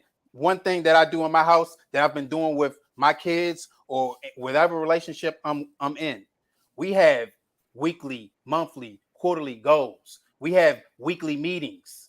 Guess what? We having a weekly meeting. Guess what, son? You're not cleaning up. You're not doing your part. This nigga Jay run his house like Death Row Records. Hey, this is how you. That's leadership. That beard. That nigga show up with a red suit on. All right, y'all. But that's leadership. Guess what? If you are running, your family is a business. Your household is a business. Your relationship is a business. How do you run those things without business meetings? You're right. But no, I don't disagree with you, Jay. I don't disagree with you about that point. I'm just, I guess my thing is just at the end of the day, once again, like I said, I love my community, man. And I'm just tired of us looking the way that we look and getting leapfrogged by every other community out here and then wondering why we are so fucked up when, truth be told, we're trying to make 1 + 1 = 11 when 1 + 1 is 2. And at the end of the day, it starts with a man and a woman. And that is how you build. The reason why Isaiah is going to be successful is because he got a man and a woman in the house. He sees conflict resolution. He sees cooperation. He sees communication. He sees all of the shit that he's going to be able to go out here. And when he finds Mrs. Isaiah Ball, he's going to be able to say, you know what? I got a blueprint on how shit is supposed to be handled. The problem with us in the black community is this blueprint that Mo and Luana got, we're trying to usurp this blueprint and make it something else. That's the reason why I had such pushback on the his truth, her truth. There's the truth. There's only one way to handle certain shit. man, woman, child. So that's the way okay, it needs to be. but to that point, Doug, does hearing that man speak, does he speak the way that Mo speaks? Do you feel like he's in control of his house the way that Mo's in control of his house? Well, no, because Mo would probably have on a Peyton Manning jersey and an Indianapolis Colts hat instead of a white beater and a Green Bay hat. She doesn't let him do what he should be doing. At the end of the day, when you heard her talk, she said it. And that's why I came to the conclusion that he needs to walk away from that. Yes, for sure. I come to that conclusion. I'll put it to you like this: after that conversation right there, the moment she turned the camera off, he should have been gone. He should have been done, because that's not. You can tell by the comfortability in which she said that. She this said is not the first time she talked to him like that. That ain't the first time. Yeah, but it's like when she said, "This is my house. He doesn't have to leave." At that point, she has clipped every single bit of manhood. She has clipped every single bit of power. All that. How you paying all the bills and you can't make no decisions? You paying all the. Come on, somebody. That don't sound like effective leadership to me. Oh, shut up! Like somebody got hustled. Shut up! Shut up! Shut up! She has clipped and she was offended. You know what I mean? Like when he said that, she got offended. My son, my only son, then what comes in question is her parenting. So I mean, if we start to dissect this thing, but y'all right, he should, when he heard that conversation, Sky, it should have been like, oh, okay, deuces, I'm out. But what you the moment she ended that live, I would have been. Her life would have changed because I'm gone. And then on top of that, it's the same thing. It's like, so you're recording this. Yes, right? It's trying to make me look bad. So how much disrespect did you intend when you started recording? And notice how, and I want y'all to understand her face in the fucking video. I want y'all to understand this. Notice she blotted out her son's face, but that nigga's face was in 5G. Clear as day, clear as the blue sky. Hey, that nigga got all 15 clear as the blue sky, Jack. The blue sky. And then at the end of all that, right? And it's the shit that I hear. When the nigga said not once but twice, I can stop paying all the bills. Not one time did she jump up and say, "That's fine, I'll pay them myself." Oh no. She said, "You gonna keep paying." She quietly, yeah, she told him, "You gonna very keep paying." Suddenly shut the fuck up when he said up something about him not paying them bills. And so I'm sitting there looking like, oh, so you ain't about a badass to jump up and say you're gonna take care of all these bills by yourself. I see she quietly shut the fuck up and deflected back to her son when he said something about those bills. So I'm with Doug. Nigga, you got hustled. You got hustled, bro. You got hustled. Definitely got hustled. I think that, I feel like we kind of alluded to it earlier. I think both parents have kind of failed the son. Now, from a financial standpoint, during this recession, it really don't make sense to kick somebody out of your home for no reason. Like, you know what I'm saying? Because there's always a reason. You just have to find it. True. Yeah, it's virtually impossible to buy a house. Rent is ridiculously high. Now, if we have a plan, or we have taught you how to have a plan, or you have a plan for yourself, and you're working towards that, to all right, once I get X, Y, and Z done, then I'll go. Cool. It doesn't feel like they've done that as a group. You know what I'm saying? So you just putting him out for the sake of putting him out because you feel like he should be out by a certain age. You know what I'm saying? And that's a cultural thing, because I think somebody said it earlier. Some people, you know, their kids may live with their parents in their 30s or 40s, or until they are married. You know what I'm saying? So I think, but there's a plan. That's the there's a point plan of it.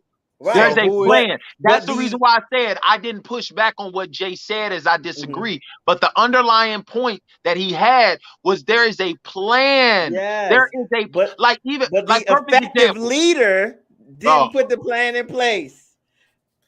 Yeah, you're right. But to go back to what Doug said about his sorry ass mammy, that's who the problem was. She's the defective leader. She didn't put a plan in place. And to go back, like what Doug was saying is that just because you're an effective leader don't mean that everybody's going to follow you. Thank you. I do agree with that. Yeah, like, I agree with that. I just think he's an effective leader. Come on, man. Being a pastor, how many times? I don't follow all the effective leaders that I see. You know what I mean? I'm like, yo, I just don't.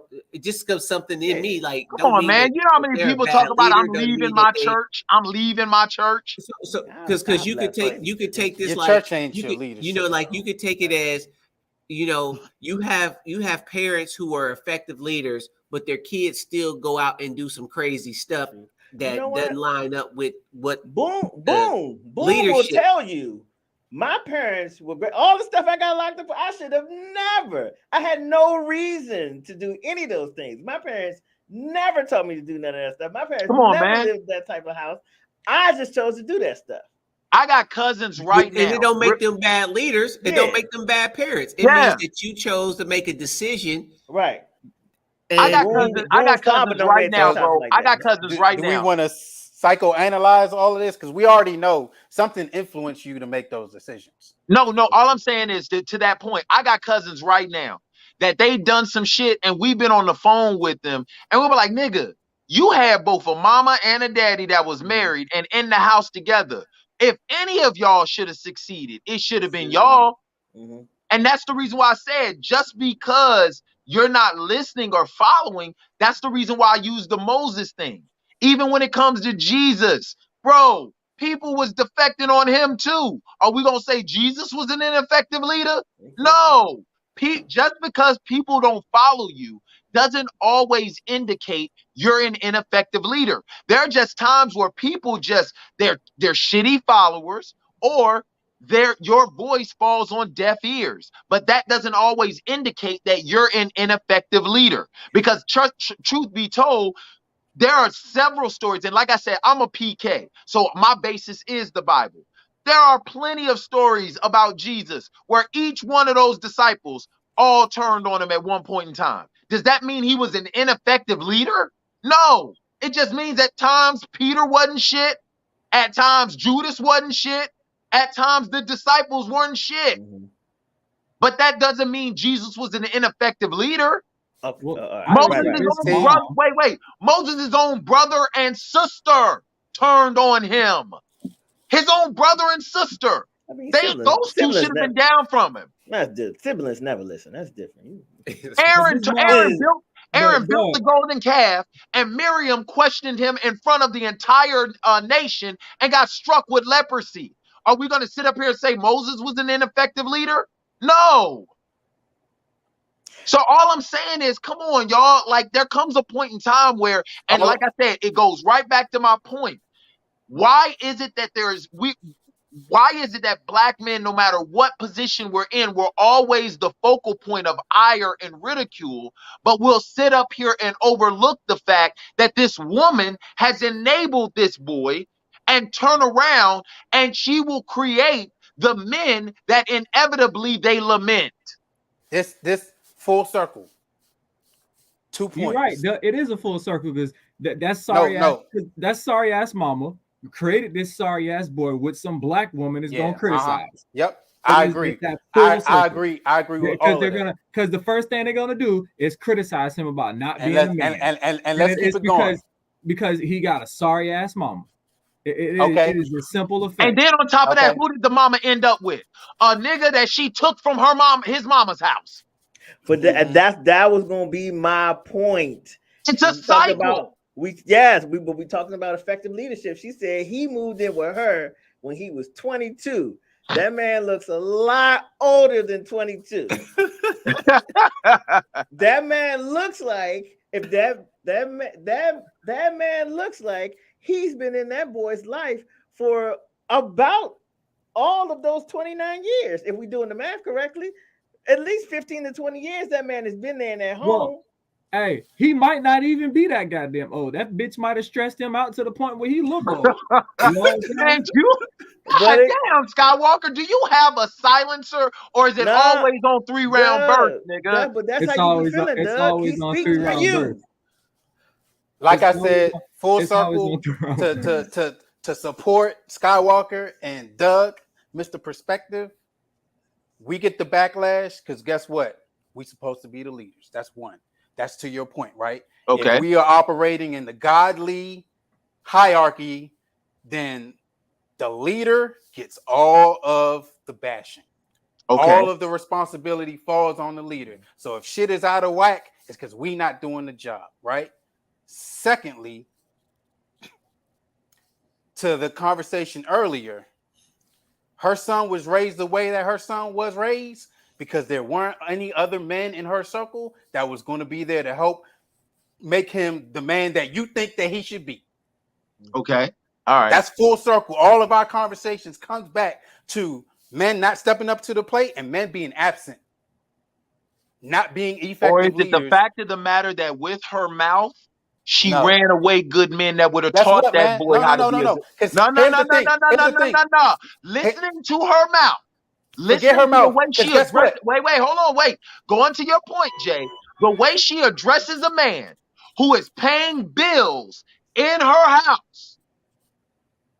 It ain't like he's just sitting around playing video games. He's paying bills in that house. So he is being a leader. But listen at the way she addresses him. So maybe it's not the fact of the matter that there wasn't enough men around. Maybe her mouth, which goes back to that social media thing where it said, men, my pro and con is both my mouth. Maybe the professionals out there couldn't take that mouth and she ended up with a convict. And that's the reason why she's in the position that she's in. Not because there wasn't no men out there. Because the truth of the matter is, Jay, there are men out there who get tired. And at the end of the day, you get tired. This is the one thing that I tell people about God. God eventually gets tired. Now, his fuse is longer than the average. But God that don't fuse, get tired, boy. he does get tired. He gets tired of people's BS. He gets tired. God does not have any human qualities. What? God is not a man that he gets tired. So you're going to sit up here and tell me that God, you just said God doesn't have any human qualities.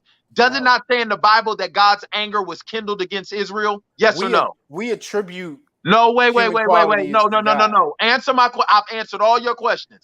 Does the Bible not specifically say after the golden calf was destroyed, God's anger was kindled against Israel, and that's why they were in this desert for 40 days and 40 nights?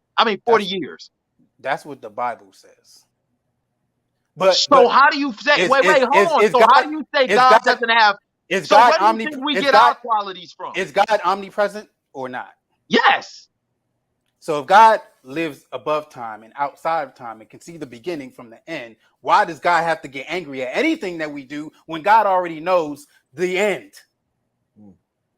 Are you serious right now? Yes.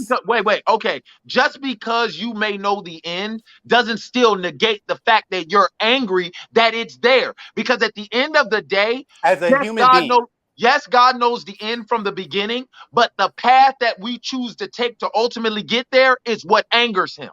Because the fact of the matter is, God says, I give you life and death. I pray you choose life so your seeds may live.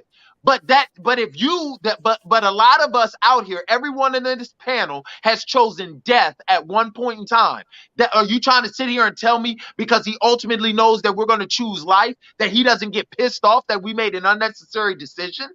Is that literally what you're saying? Yes. That's insane, bro. That's insane. That is insane. No, it's not insane, bro. That is insane. I got a question, right? Because I be brainstorming over here and the shit just be popping in my head. So if we're getting on these two about their leadership, right? Especially I'm definitely getting on the mom about her leadership, right? And we're talking about like after a kid gets a certain age, they gotta hold some responsibility for the shit they do despite how they raised, right? So like, is Steve Harvey and Marjorie doing a good job with their whole ass daughter Lori? Let us proceed. All right. That's a whole nother show, bro. Oh, no, it's not, brother. It's a whole nother segment, and it's coming up. Let's do it. I've been waiting for this shit. I've been waiting for this. Doug's perspective. I've been waiting for this. Woo! Lori Harvey breaks up with Michael B. Jordan because he wanted her to stop being an IG model and marry him. Let's do this. Lori Harvey turns down Michael B. Jordan's proposal. Females will say she wasn't ready. Ain't nothing wrong with that. The roles will reverse. Females will say, "Oh, he wasted time. He knew he ain't want a commitment." I think this is the last one. I'm gonna say something else y'all not gonna like. Lori fumbled the bag. I don't mean a financial bag for you simpletons either. Lori fumbled the husband bag. A black man with a job, respects her, caters to her, invests in her, and wants to build with her. Is that not what we all claim to be seeking? What else you trying to see out here, Poop?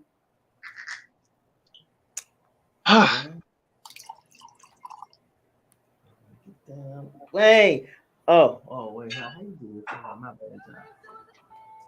Is it? Oh, wait. Oh no. Oh, no. I don't know how to do this. Shout out to Boom, man. He be doing this correctly. I was just gonna go fit because I don't know how to fix do this. Let's do this. You know what? If I ruled the world, I tell all my sons, listen, I have come up with a foolproof plan that individuals like Michael B. Jordan will not fall into this anymore. That's right, ladies and gentlemen. It's called Carfax for Exes, where you should be able to type in your woman's name and see her dating history. Oh, I know what that's called. It's called Google, motherfuckers. You could have Googled Lori and found out what you were getting yourself into. Mike, I love you, dog. You were phenomenal in Hardball. I loved you as Killmonger in Black Panther. But baby, T'Challa stabbed you in the chest. Lori stabbed your ass in the back. Let me explain something to you. Understand this. I am not anti-feminist, but I am pro-ho. And if you are silly enough to believe that these women out here, where their dating histories, listen to me. I grew up in an era that you didn't find out she wasn't shit until she wasn't shit. I grew up in an era that this woman you did not find out how ain't shit this chick was until she wasn't shit. Now you can literally Google their dating history. You can Google this shit. Kim Kardashian, you know all of her bodies. Yet you married her, Kanye, and think she's going to turn around and now she's dating Pete Davidson?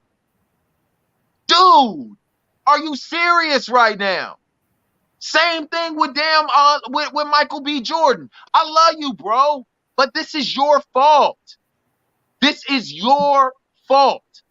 You knew what you were getting yourself into. See, I hold men accountable. That's why I said I'm an equal opportunity shit talker. I don't blame Lori at all. I blame Michael B. Jordan. Of all the women you could have had, you chose her. Let me explain something to y'all. This is a woman who dated Future. You want to know why they call him Future? Because while he's hitting you, he's thinking about somebody next. She dated Trey Songz. Trey Songz. You want to know why they call him Trey Songz? Because he's knocking down 3 broads each ballad he makes. You dated a father and son duo. Father and son. And you really thought this is the chick you should be with? Come on, dog. I don't blame Lori. I blame you. And guess what? I wrote a song about it. Oh, God. Like the head goes. On Donner and Dasher and Prancer and Vixen. On Comet and Cupid and Donner and Blixen. On Trey and Future and Diddy and Justin. A few other niggas, but all of them bussin'.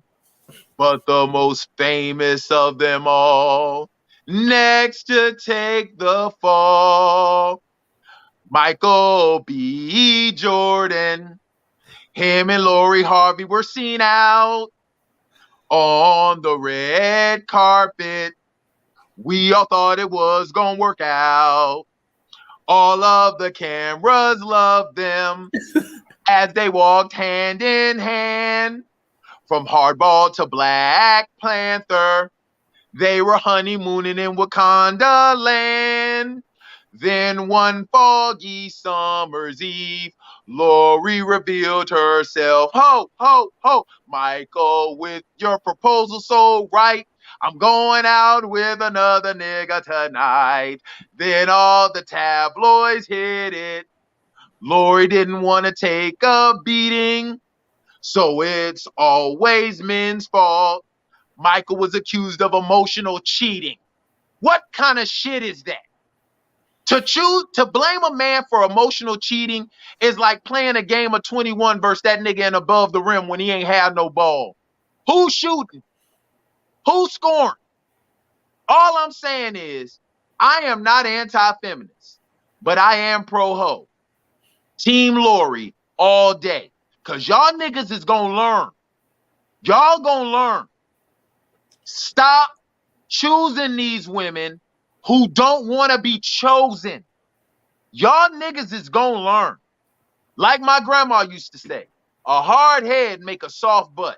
So now we know what the B in Michael B. Jordan stands for. Food for thought. Scrape the plate. You know, I don't think either one is wrong. I think they had a relationship and they ended. I think Michael's problem is it's too much of an age gap. It's hard to expect somebody, you at 35, to say, hey, 25-year-old person, you should marry me and stop doing whatever you're doing. You should then explain Kim Kardashian. What do you mean? Pete Davidson is 28. Kim Kardashian is Kim Kardashian is no. I'm not talking about Pete Davidson. I'm talking about because if you want to blame it on age, Kanye and Kim ain't that far off in age. Neither was Neither was Kim and Ray J. Neither was Kim and Chris. Neither was none of them Kardashians in the men they chose.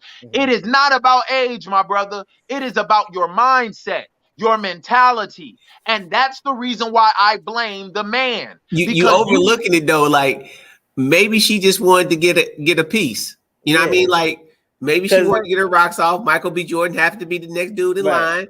First of all, and also from an age standpoint, if it was a 35-year-old woman and a 25-year-old man, and she wanted to take their relationship to the next level and get married, and he said no, we would be like, duh.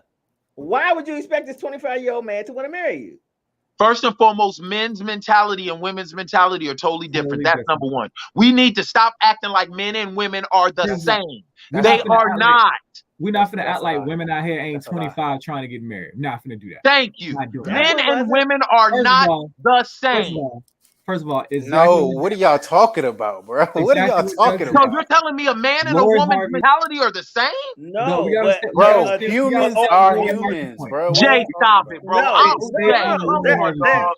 I don't think their mentalities are the same, but on average, let's be honest. Most 25-year-olds, especially in this generation, aren't looking to get married.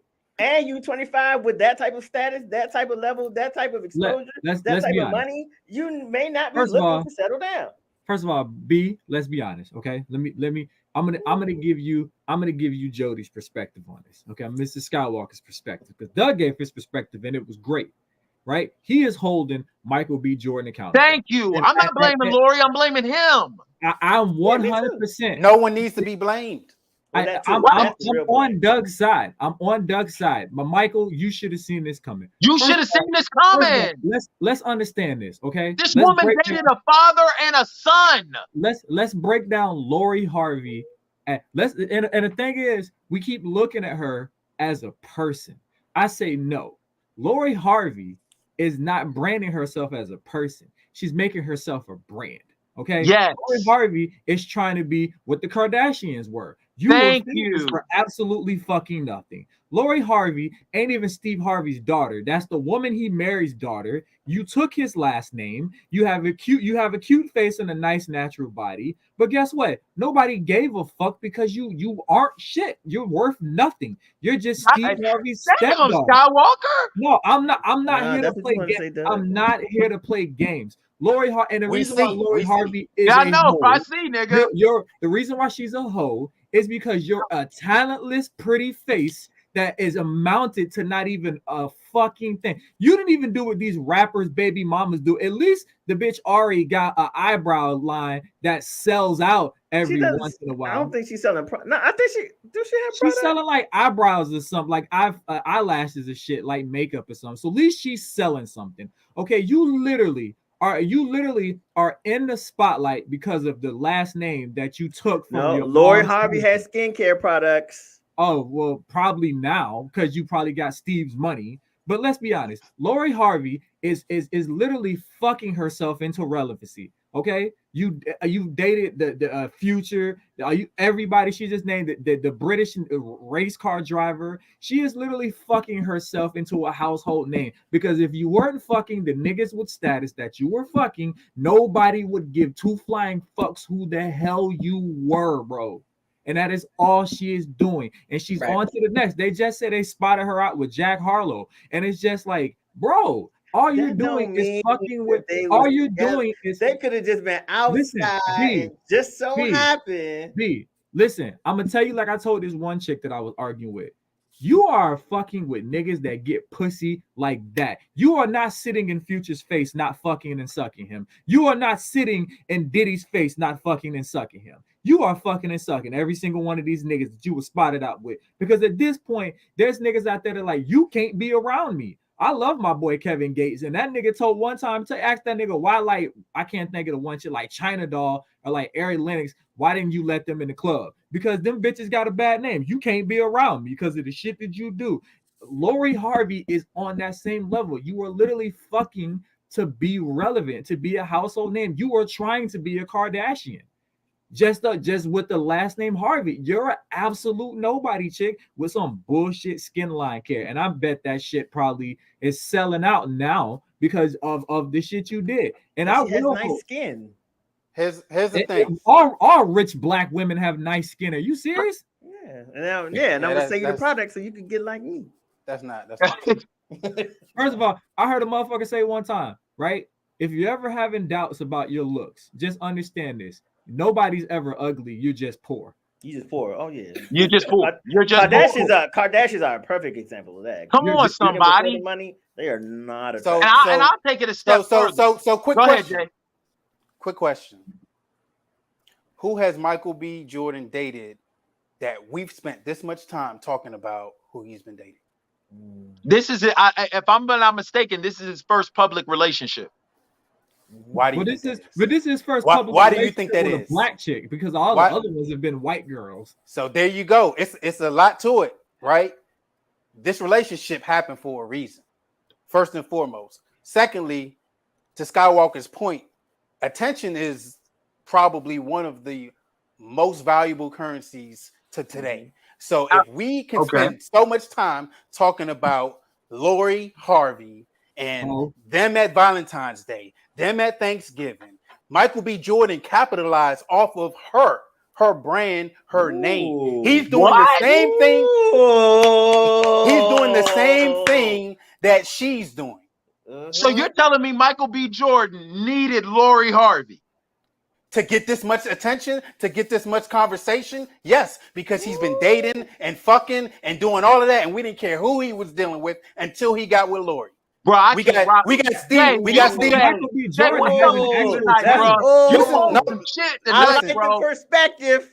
Listen, we got Steve Harvey talking about their relationship. Like, it was so much piled on this relationship that he would not get from anybody else. I want somebody to look up Michael B. Jordan's record of accomplishments, what he's accomplished. It's not about accomplishment. Side by side with Lori Harvey. It's not about accomplishments. Tell me he needed her. It's not about accomplishments. It's about the story. It's about the narrative. This is the reality that we live in right now. So your final assessment. I just want to make sure I'm understanding. Your final assessment is Michael B. Jordan, a man that has worked with. Michael B. Jordan needed Lori Harvey. Yes. Okay. All right, man. Hey, y'all that is the basis on Conversations with Comedians every Monday. Yeah, that is the basis of a lot of these relationships, bro. Michael B. Jordan, hands down. Michael B. Jordan needed Lori Harvey. One of the most. Who else is he going to date that we're going to talk bad about? Guys in a Marvel movie. When you think about the Marvel brand, this one young black man literally played this part so fucking well that it stood out to the point where it skyrocketed him to the fucking top. His Killmonger role was one of the best. There's an argument. There's an argument that his Killmonger role was just as needed he played his role just as well as, God rest his soul, Chadwick Boseman played his. Absolutely. Like, and he needed Lori Harvey? Bro. Yeah. You talking about the Marvel universe? Like, come on now, what are we talking about here? You talking about a bunch of like you talking about nigga, Marvel. Hold on. No, wait. To Jay Julian's point. Of course. Kanye West needed Kim. Kanye West could not make the waves in fashion that he did without the help of Kim Kardashian. They was not letting him in them rooms. They was not letting him come to these fashion shows. They was not letting him do none of that. He got with Kim, and them people started letting him in and started letting him do stuff and started extending these contracts to him. Oh yeah, we can work with you. Oh yeah. That was used each other. They used each other, and that's what Lori and Michael B was doing. I'm gonna say Lori used Mike a lot more than Mike used. Thank Lori. you. Like, wait. So let's talk about this. Let's talk about this. I cannot for the life of me believe Doug, we're really answer this question. All right. Who scrubbed who off of their social media first? Probably the hoe. If she needed him, she would have left him up there. That's not true. That's not true. Yes, it is. That's not true. Oh, no. Yes, it is. If she needed him more, she probably would have, you know what I'm saying? She probably would have, it would have been, first of all, it would have been some wild spin-off. Are y'all serious right now? It would have been a story about how. Look at her track record. She is known more for the men she's been with than her accomplishments. Are y'all serious right now? Because y'all keep talking. All of this is a non-issue. It's irrelevant. Y'all keep talking about it. Why? Because it's her. That's the point you're missing, bro. Honestly, no. It ain't about the men Wait. Honestly, because all of the men been with hundreds of women, and y'all don't talk about them. Jay, believe it or not, it's not because it's her. It's not because it's. Wait, Jay. I'm gonna tie it all into you. It's not because it's her. It's because who her father is.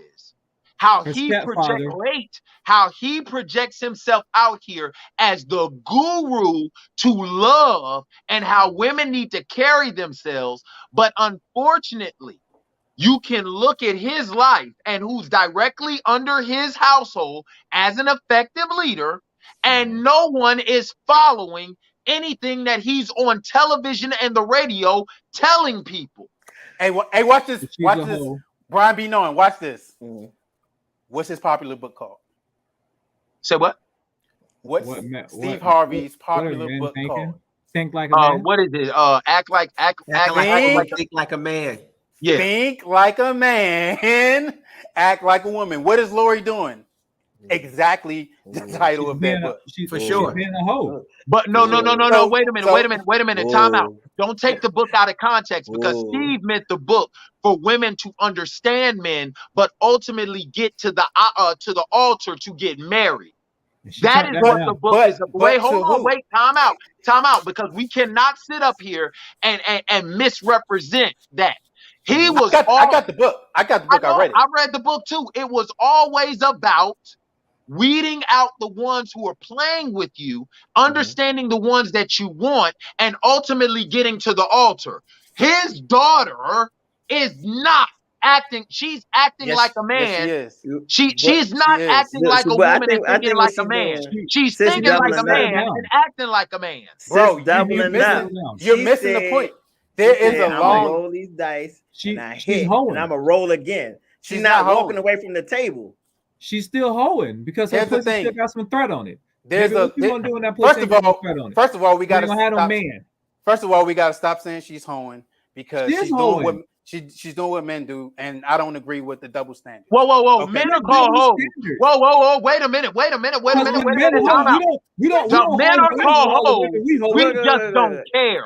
There's a difference. Men are called hoes because, man, I was in the Marine Corps. Trust me, we are called hoes. Men just don't care. That is not a popular title that's put on. Men no, I'm not talking about the popularity of the title. We need to stop sitting up here acting like men are not quote unquote called out for their promiscuity. Men just don't care. Women on the other hand, hoes. Wait. Women on the other hand will be promiscuous. They might be other things. Women will be promiscuous and then get mad when they're called out for their promiscuity. How? There is a level of accountability with women nowadays that they do not want to take for their actions. Men, like, hold on, wait, Bino, and I'll pass it on to you. But like I've said in weeks prior, men, especially black men, have always been held accountable for their actions. We've been held accountable for shit we don't do. That's the reason why when men are called out on their shit, they don't have a problem with accepting it because we've always been held accountable. Women have not been held accountable at the level men have. So when you do hold them accountable, they want to call you misogynistic, sexist, chauvinistic, and any other istic they can come up with because they're not used to being held accountable for their actions. And it's because of the words that are being used towards them. I want to know, how is Lori a hoe? Like, what numerical amount of men that she has sex with? That No. It's not about the number of men. It's not about the number. It's about No.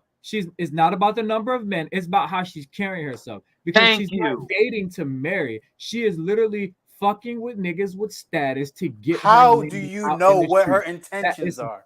You don't know what her intentions are. You literally, come on, man. You Are we, literally, man? No. You're not gonna do that, Doug. You don't know what her intentions are. You got on us for the last 45 minutes about how we ain't know that man's intentions, and we watched that man. No, I didn't talk about his intentions. I said we cannot call him an ineffective leader. She is 25, and she is sowing her royal oats. Just like when I was 25, like whoever else is on here is 25. You did what you did. You got one. You bagged. You tagged. You got a notch. You rode the trophy. You collected the whatever it is. And she's 25. So you know what I mean. We're not blaming it on her whole ass age. She a quarter of a century. We're not blaming it on her whole ass age. I know. I'm saying like your point is, I don't consider her a hoe. Her intentions. I mean, like.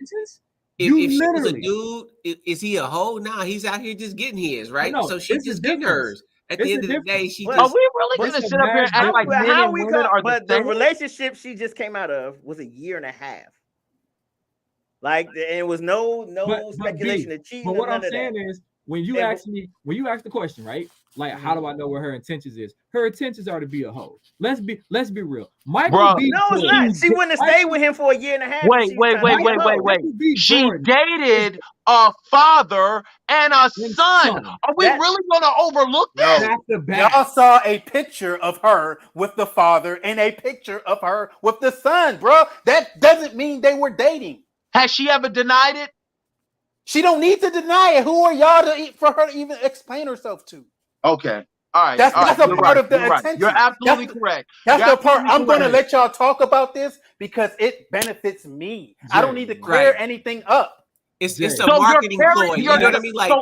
So even if you aren't a hoe, you're carrying yourself like one. But does that make you a hoe, or does that make you a freak? How did Kim Kardashian get discovered? By being a hoe. By being in the video. By video. Are we seriously gonna be semantical now? No. What I'm saying is fucking niggas in status. So think about that. I'm talking about from a business standpoint now, right? The bad news travel faster than good news, right? Mm-hmm. Of course. So she's getting her name out here. She's moving products. She's selling stuff. She's getting it. Whatever she's doing, it is causing. If Michael B. Jordan, Jack Harlow's going to be the next victim. But guess what? It is only going to be something that she can use to build her brand, just like the Kardashians did, going out here wrecking people's lives to build their brand to be millionaires. You know what I mean? Like she's just. I mean, like I'm not going to defend her one way or the other, but I'm just saying she's using it as a marketing ploy right now because guess what? Cats that didn't know who she was.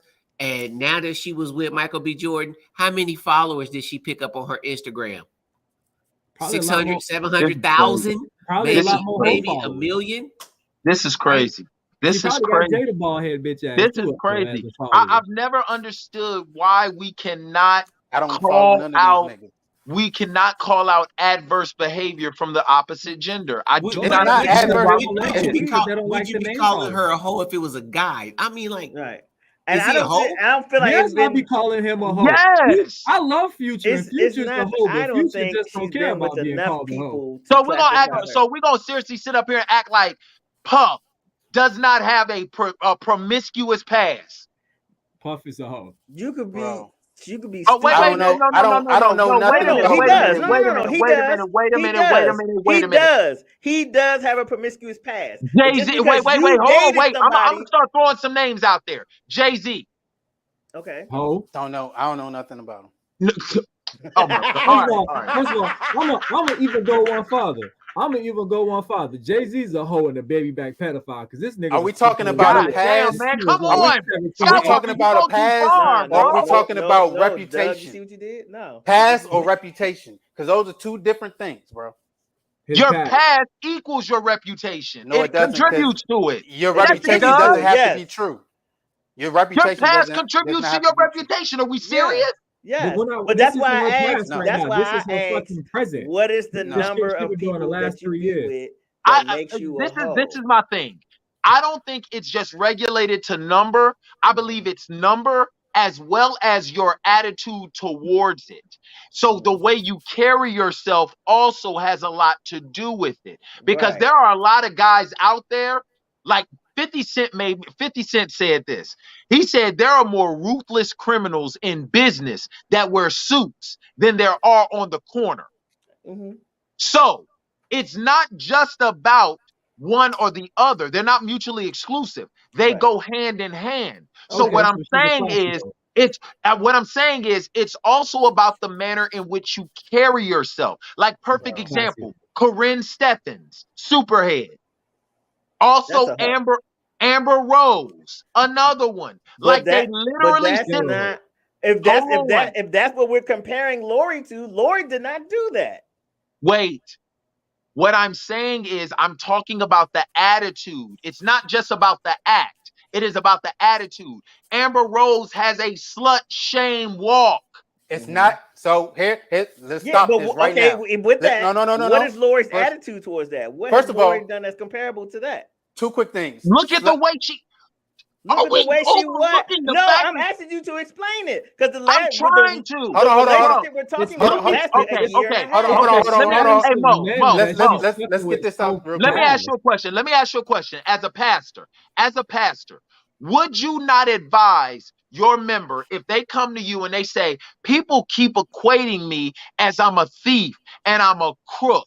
And you would say, who are you hanging around? Well, a friend who just got arrested and on parole for grand larceny. Another friend that just got arrested for sticking up a damn convenience store. Would you not as a pastor say, well, you're going to need to change the company you hang around if you want to change your reputation or how people look at you? I mean, I would say that not even as a pastor anyway. Like, you know what I mean? You're guilty by association with some stuff. So even if Lori is not giving up the goods, let's just say she's not giving it up. Look at the people she is equated and correlated to at the age of 25. Trey Songz, Future, Celebrity, Celebrity, Justin, Celebrity, a couple of football players. At one point in time, she was even engaged. Like, yo, she's a hoe. If I was, let me ask you this, Jay. If are you y'all saw okay? me, are y'all okay? If you and let me ask you this question. Let me put this out here to the panel. I've dated, you've seen me on the red carpet or you've seen me in public with Cardi B before she got married, Meg the Stallion, Cherokee the Ass, Jada Fire, and Bridget B. What are y'all thinking? That I'm just sitting up here playing video games with them or that I'm busting it off? And I'm thinking that's a hell of a photo op. No, but if you had a serious relationship with one, right, and you dated on and off, if you're dating, right? We tried this, it didn't work, and I left. Like what is now? If she was with this one this week, and then with Are another y'all one the next week, serious? and then another one the next week, and another one the next week, and she doubled up another week. Are Okay, y'all yeah, serious? that's whole. But if Are you're y'all dating, serious? that's serious. People are dating. Every relationship does not last. Let's get over it, bruh. No, we all not married. Like, what are we talking about here? We're demonizing someone for not wanting to get married. Someone who does not want to get married. Let's be careful with our words. I never once demonized Lori. I'm never not once. demonizing Y'all calling her a hoe. I didn't demonize. Wait a minute. We got to start being. Wait. Hold on. We got to be careful about the words that we use, because if you notice, I've always told Skywalker, have I not? I'm like, yo, bro, be careful with the words that you use. I didn't demonize Lori, but you sitting up here calling out behavior, it's not demonizing her. If anything, I held Michael B. Jordan accountable. I hold Michael B. Jordan accountable, and I hold Kanye West accountable. See, but why? Because he trusted a hoe. Exactly, bro. That's a double-handed judgment, bro. It's not. I blame you for dealing with the hoe. Like that's. We tell our boys that. Like, okay, if you on any type of social media with World Star, right? What was it? I think it was like not this Valentine's Day, but the Valentine's Day before this, right? Lori Harvey posted on her social media all the gifts she got on Valentine's Day, and at that moment she wasn't dating publicly a single fucking soul. But you had Bryman bags, you had fucking champagne, you had expensive chocolates, you had Louis Vuitton shoes. Guess what? Guess who get those type of gifts? You seen Pretty Women. Wives get that stuff too. Why she got that stuff? Because she suck a mean dick. Like I don't know. I'm not going. This nigga boy, goddamn, dog, you go far. Damn. I'm not here to play the games. It's like, bro, I'm telling you this. Lori Harvey out there throwing that boom shakalaka pussy on these niggas, and her talk game is off the fucking chain. Because ain't no way, bitch. I know for a fact, Future kicked you to the curb. Like Future was like, I'm not fucking with you anymore. Future. And let's be for real. Future prides himself on. Trey Songz is called Mr. Take Your Girl. Future has a song where he slept with Scottie Pippen's wife. So let's not sit up here and act like these are reputable men. Future dumped you. But how, just because he's trash says a lot. That I'm a hoe. So basically, her problem is she's a young 20-something-year-old girl who has bad taste in men. That's what is her problem. So naive. Yes. But naive. Y'all want her to marry one of them? No, we want Michael B. Jordan was not that. Wait, Michael B. Jordan, that don't mean that they are going to have. That don't mean that they are going to have a mutually loving relationship that ends in marriage. You're not, because one of them was a hoe and one of them was in matter love. of fact, because she's been so naive with her previous dating, she may have been scared to be with Michael B. Jordan. Like, man, I don't want to do this. I don't want to mess this up because you're so good. And I've been. Then why are you public with it? She was trying. Because it gets attention, bro. It helps her brand. Also, it's nigga. At the level that they are, you can only be secret for so long. Forget the level that they are. Let's talk about the everyday average human being in their 20s. Aren't they public with their relationships? I'm dating this person. We're going to put it on social media. We're going to get 100 likes. Like, this is human behavior. People do it. And guess what? Those relationships end. It's okay. It's fine. Not everyone you date, you're supposed to marry. This is not newsworthy. Like, it's not a newsworthy topic. They are dating. They are trying to figure out who is going to be a comparable mate for them. And when they do decide that that person is the person, then they will get married to them. It's none of our business what happens after that. Like, but is everybody on here married? How many people have you dated? Are you a hoe? Like, what are we talking about here? Yes. When you have an A+, yes, I am. Michael B. Jordan. Yes, I am. Michael B. Jordan is the gold standard of what you wanted. Especially no, he's not. We don't know nothing about him other than he played Black fucking Killmonger, and he did it immaculately. Okay, Michael B. He could have been beating her head in at home. We don't know nothing. That's why she got the good skin products to cover up. And no, I'm not saying that he did. I'm saying we don't know anything about so him. We would rather. So what you're telling me, Jay, is you would rather speculate about Michael B. Jordan instead of going off the facts of Lori. Bro, they all dated the same amount of people. No. Answer my question, because I've answered all your questions. No, I'm not speculating anything. You don't know whether he's beating her head in. So you would rather speculate about Michael B. Jordan the same way you speculated about wife beater Green Bay dude, instead of going off the facts of hearing how that woman talked to that man and the facts of Lori's dating history. Bro, let's break this down. Michael B. and Lori. Michael B. is a godly, wholesome young man. Lori is a hoe. He tried to marry her. Shut up, Skywalker. Shut up. Shut up. That's all. Because if he was that good, he probably would have got married. What B stand for? Beelzebub now? Michael Beelzebub Jordan. If he was so good. That's all PR and marketing. The point is, like I said, so Michael B. Jordan and Lori, I'm not on either one side. I don't think anyone's to blame. I just think that they're young people dating. Whatever happens. Whether it's a real relationship, whether it's a non-factor. The video that we watched, I understand if you are a great leader, an effective leader, there's structure and order put in place. So this never even happens. Being a man, like one of the social media posts that was shared earlier, women want a man who can lead, can protect, and can provide, right? That's the kind of man that a woman respects. A part of protection is prevention. Let's prevent this argument from happening, because as soon as I walk into your house, your son is this years old, we're going to get him out of this house by this time period. This is the goal. Because that didn't happen, I can say that this is a lack in leadership. That doesn't mean that he's not a leader. That doesn't mean that he isn't an effective leader, but he has to improve in his leadership. And there's nothing wrong with saying that. If we're watching the game and the coach is not coaching effectively, we can say, hey, he dropped the ball in the fourth quarter in coaching. And this is what we're saying from the clip that we've watched. Better leadership would have provided better results. We can clearly say that. We know nothing about Lori and Michael B. Jordan. They're both celebrities. They both date celebrities. That's the story. The relationships end. That's it.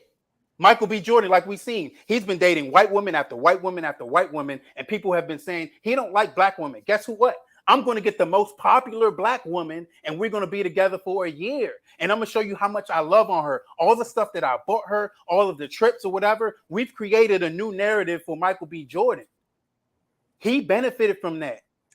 And now it's over. We cannot say that he doesn't love black women. No. But what benefit would he have gotten from dating an actual black woman? It's like his career wasn't hurting from all the white women he dated. I mean, it is. The white women wasn't watching their movies. The black women was. First and foremost, if y'all love Michael B. Jordan so much, Michael B. Jordan has been on his pro-black kick for the last few years. Yes or no? Okay, and he could the content that he's producing, everything that he's been doing from the last few years after Black Panther has been for black people. He's been standing up for black people, speaking up for black people. Guess what? You don't date black women, so shut up. Okay, now I date a black woman, the most popular black woman that there is. No, that ain't the most popular. You could have got you a dark skinned woman, because light skinned bitches. Who is the most popular black woman other than Lori that's not taken? You could have found one, bro. You talking about? No, we wouldn't care. It would just be a random black woman that he got. Like I said, no matter what it is, but once again, Jay, you prove my point. No matter what it is, a black man can't win. It ain't good enough. It ain't good enough. Hold on, wait. Because You don't like the truth. Wait. I've sat here. That's what's wrong with black people right now. They don't like the truth. No, it's not. No, it is not the truth. It is not the truth. Because no matter what, we're talking about a black man who is successful, worked himself, successful black man, a top 10% black man.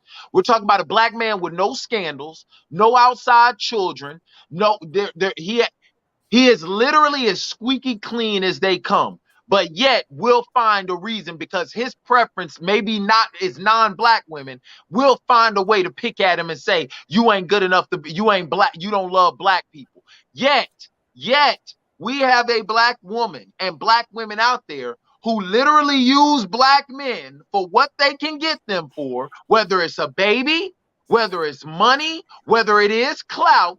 But we don't sit up there and say, well, you don't love black men. Why not? We do. You've been saying it every time. No. I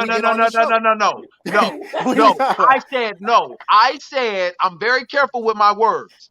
I said we. I've never accused a black woman of not loving black men, no matter how they treat them. And it's well documented. I've never accused a black woman of that.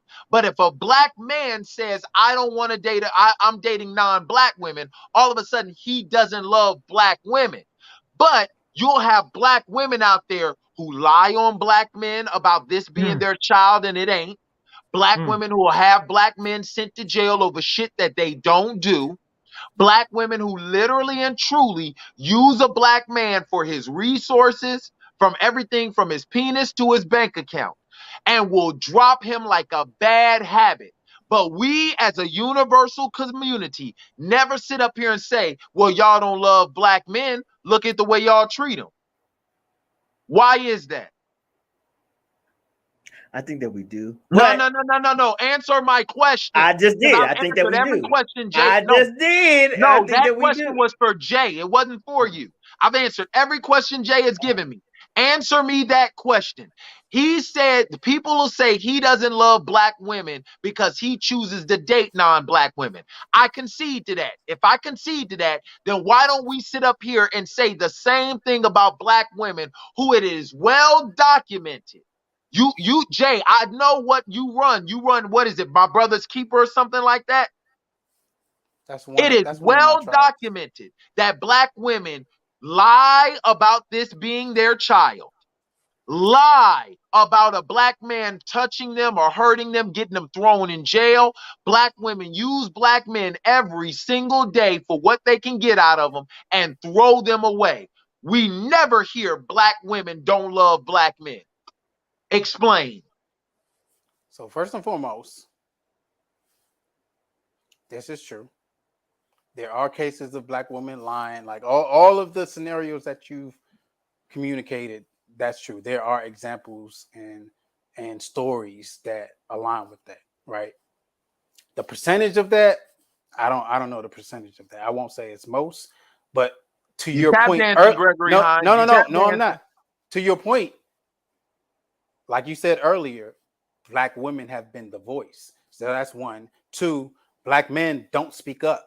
So who's going to say black women don't love black men if black men aren't going to step up and say, this is how we're being treated, and not from a hurt place, but from a healed, emotionally intelligent place where you're not looking like a victim. You're just speaking facts and sharing the truth. No one wants to hear a man cry. So that's one reason why we don't speak up.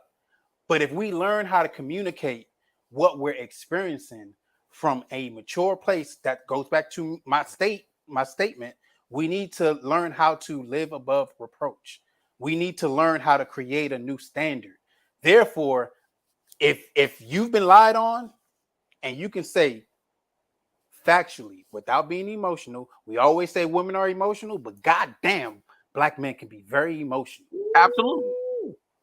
If you can say, hey, this is the fact.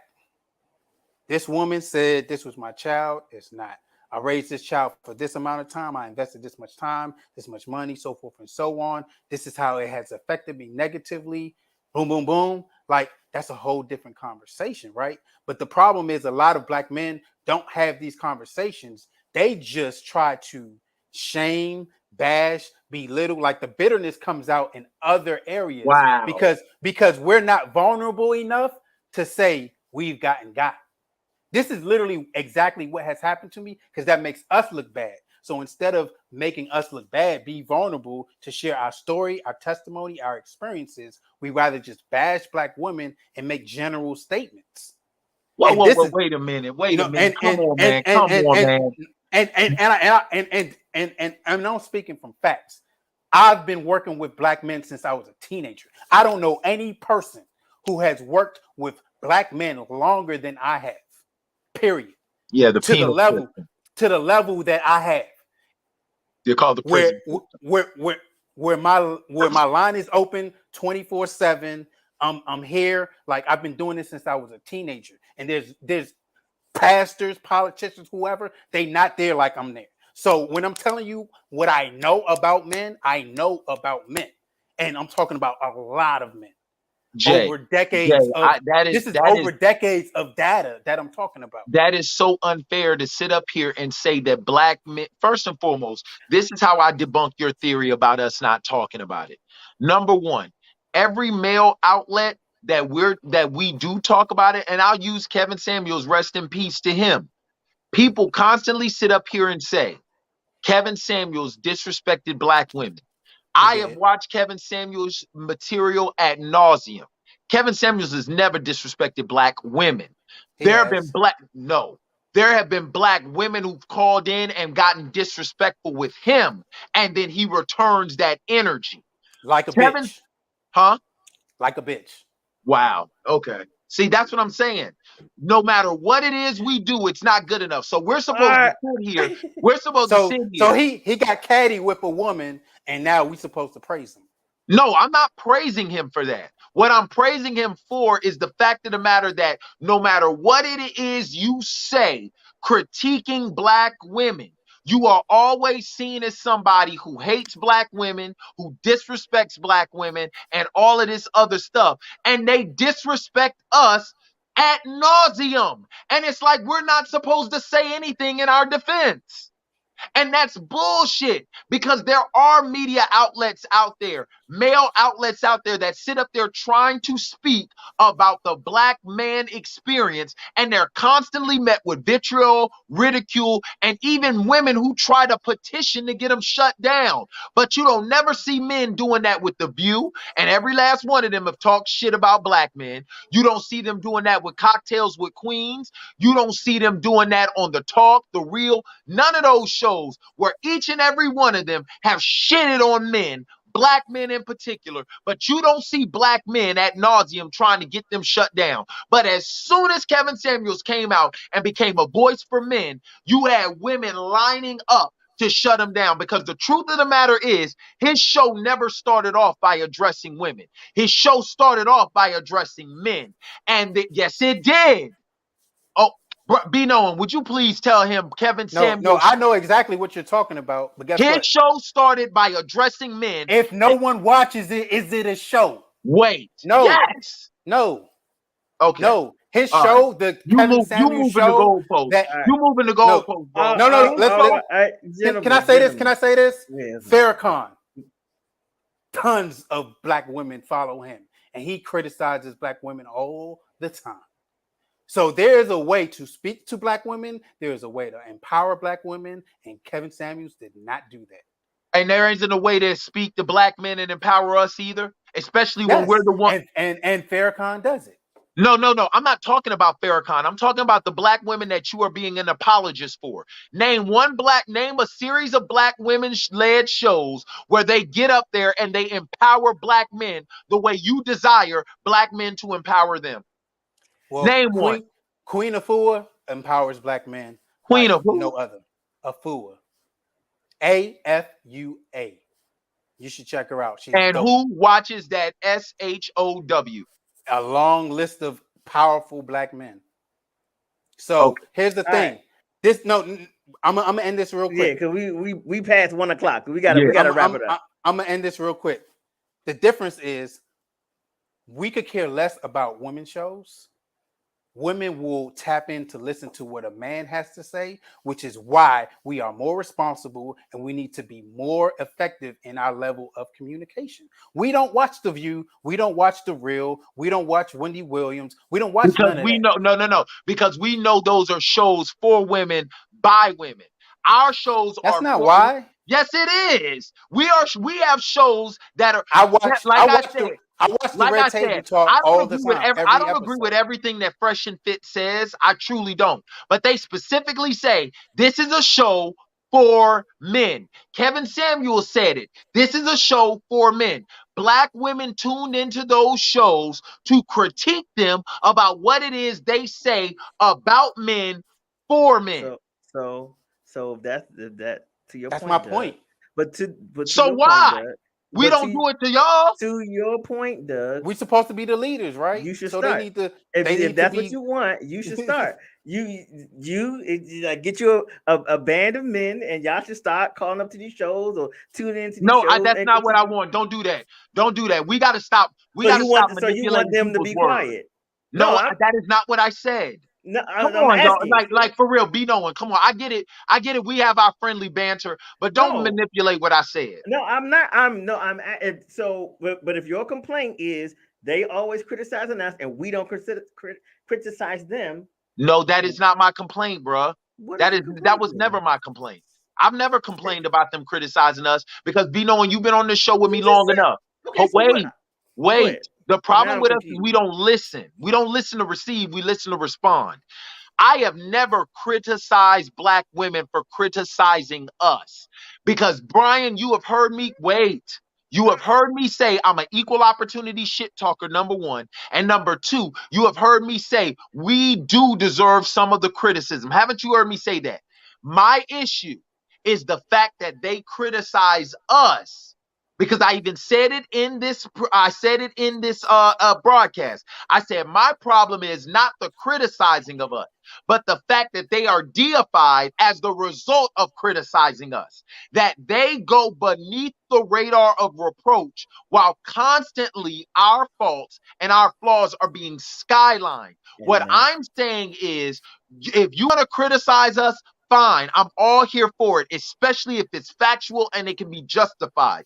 But don't turn around and have an issue when we start critiquing y'all. That's what I said. All right. So on that note, we're gonna wrap the show up. Thank you guys so much for tuning in. We don't have final statements. We don't close correctly. Boone would never close like this. Jay ain't shit tonight. Jay ain't shit tonight. Okay. Final statement, Jay, Doug, and I'm gonna wrap it up. So my final statement is this: as men, we got to understand that we're spiritual beings living a human experience, right? We have a spiritual assignment. In order to have submission, we need a mission. We need to be able to communicate what is our vision, what is our mission for the people in our life so that they fully understand where we are leading them. And they can choose to follow or they can choose to go in another direction. That is up to them. But if we are submitting to God, it's master, mission, mate, right? If we are submitting to God and we understand our mission, then when we communicate what that mission is, all of those who are aligned with what our mission is will follow us. My goal is to help men understand their power and their authority and their ability to lead whoever is in their environment. If you love somebody, if you have their best interest in mind, guess what? Everyone's going to follow someone who has their best interest in mind. Boom. I have your best interest in mind. This is what you want out of life. I can show you how to get there because I'm a great leader. I have foresight. I have vision. I have network. I have resources. Yes, I need you. I need you. This is why you are my leader. If I don't need you, then I have no need to follow you. In order for us to start becoming better leaders, we have to become an asset in other people's lives. Therefore, that creates the relationship that we are looking for. We want to lead people without becoming an asset. We don't want the relationship. We don't want to invest in them. We don't want to have a mission or a vision that we can clearly communicate. And then we want people to submit to us because we got money. We pay the bills. That's not good enough. Another man can come into your house and pay those bills at any given time. That you're not a man. You're not a leader if someone can just take your place and replace you like that. So we gotta, if we want to be respected and honored in the manner that we demand or expect, tap into God, tap into your master, understand your mission. Because guess what? No one can do your mission like you. No one has your purpose. No one has your skills. No one can replace you once you understand who you are and what you are sent on this earth to accomplish. And our issue is that we're all trying to be like everybody else. We don't want to be ourselves. We want to be a carbon copy of someone else while no one plays us. Play yourself. Bet on yourself. Understand that your relationship with God is the most important relationship that you'll ever have, and you'll never have any other issues because everything will be in alignment. Everything will be set in stone. This is the mission. This is the path. These are the people who are supposed to follow me. If they're not supposed to follow me, that's cool. We don't have to argue or fight about it. There's no issue with that. It's that simple. It's peaceful. Two things. This is not an argument. This is not a conversation. I'm closing out on these two things. No. I'm gonna plug NBK. Follow us on Instagram. We got Hike coming on July 9th. We got a Black Business Expo this Saturday. It's going to be tons of Black businesses in Silver Spring. People just networking, supporting Black businesses. It's for Juneteenth. It's a Black thing. Also, I got a event on Friday, turntables and tacos. You like turntables? You like tacos? You want to network with good people? Vinyl swap. If you collect vinyls, how long is this nigga's farewell message? Hey, I know you ain't talking, Doug. I'm ending it. I'm trying to be like Mr. Perspective. Two things: A, Google these hoes, and B, God bless you and good night. That's all I got to say. Wow. Hey, you see what I did? I made him shorten his That's all I got to say. Hey, keep me on here, and we go. Mr. Perspective is gonna be like this. He be like two things. Boom, boom. Two things. Boom, Google boom. these hoes. See me on Twitch. Hey, that's right. Google these hoes, and God bless and good night. All right, follow me on the social medias at Brian B. Known. Follow the page NEMPATHY Show on all your social media platforms. We thank you guys so much for tuning in. Love y'all, brothers, man. Love y'all. Absolutely. Love y'all. Love y'all. And we Good are conversation. out. Peace. Peace.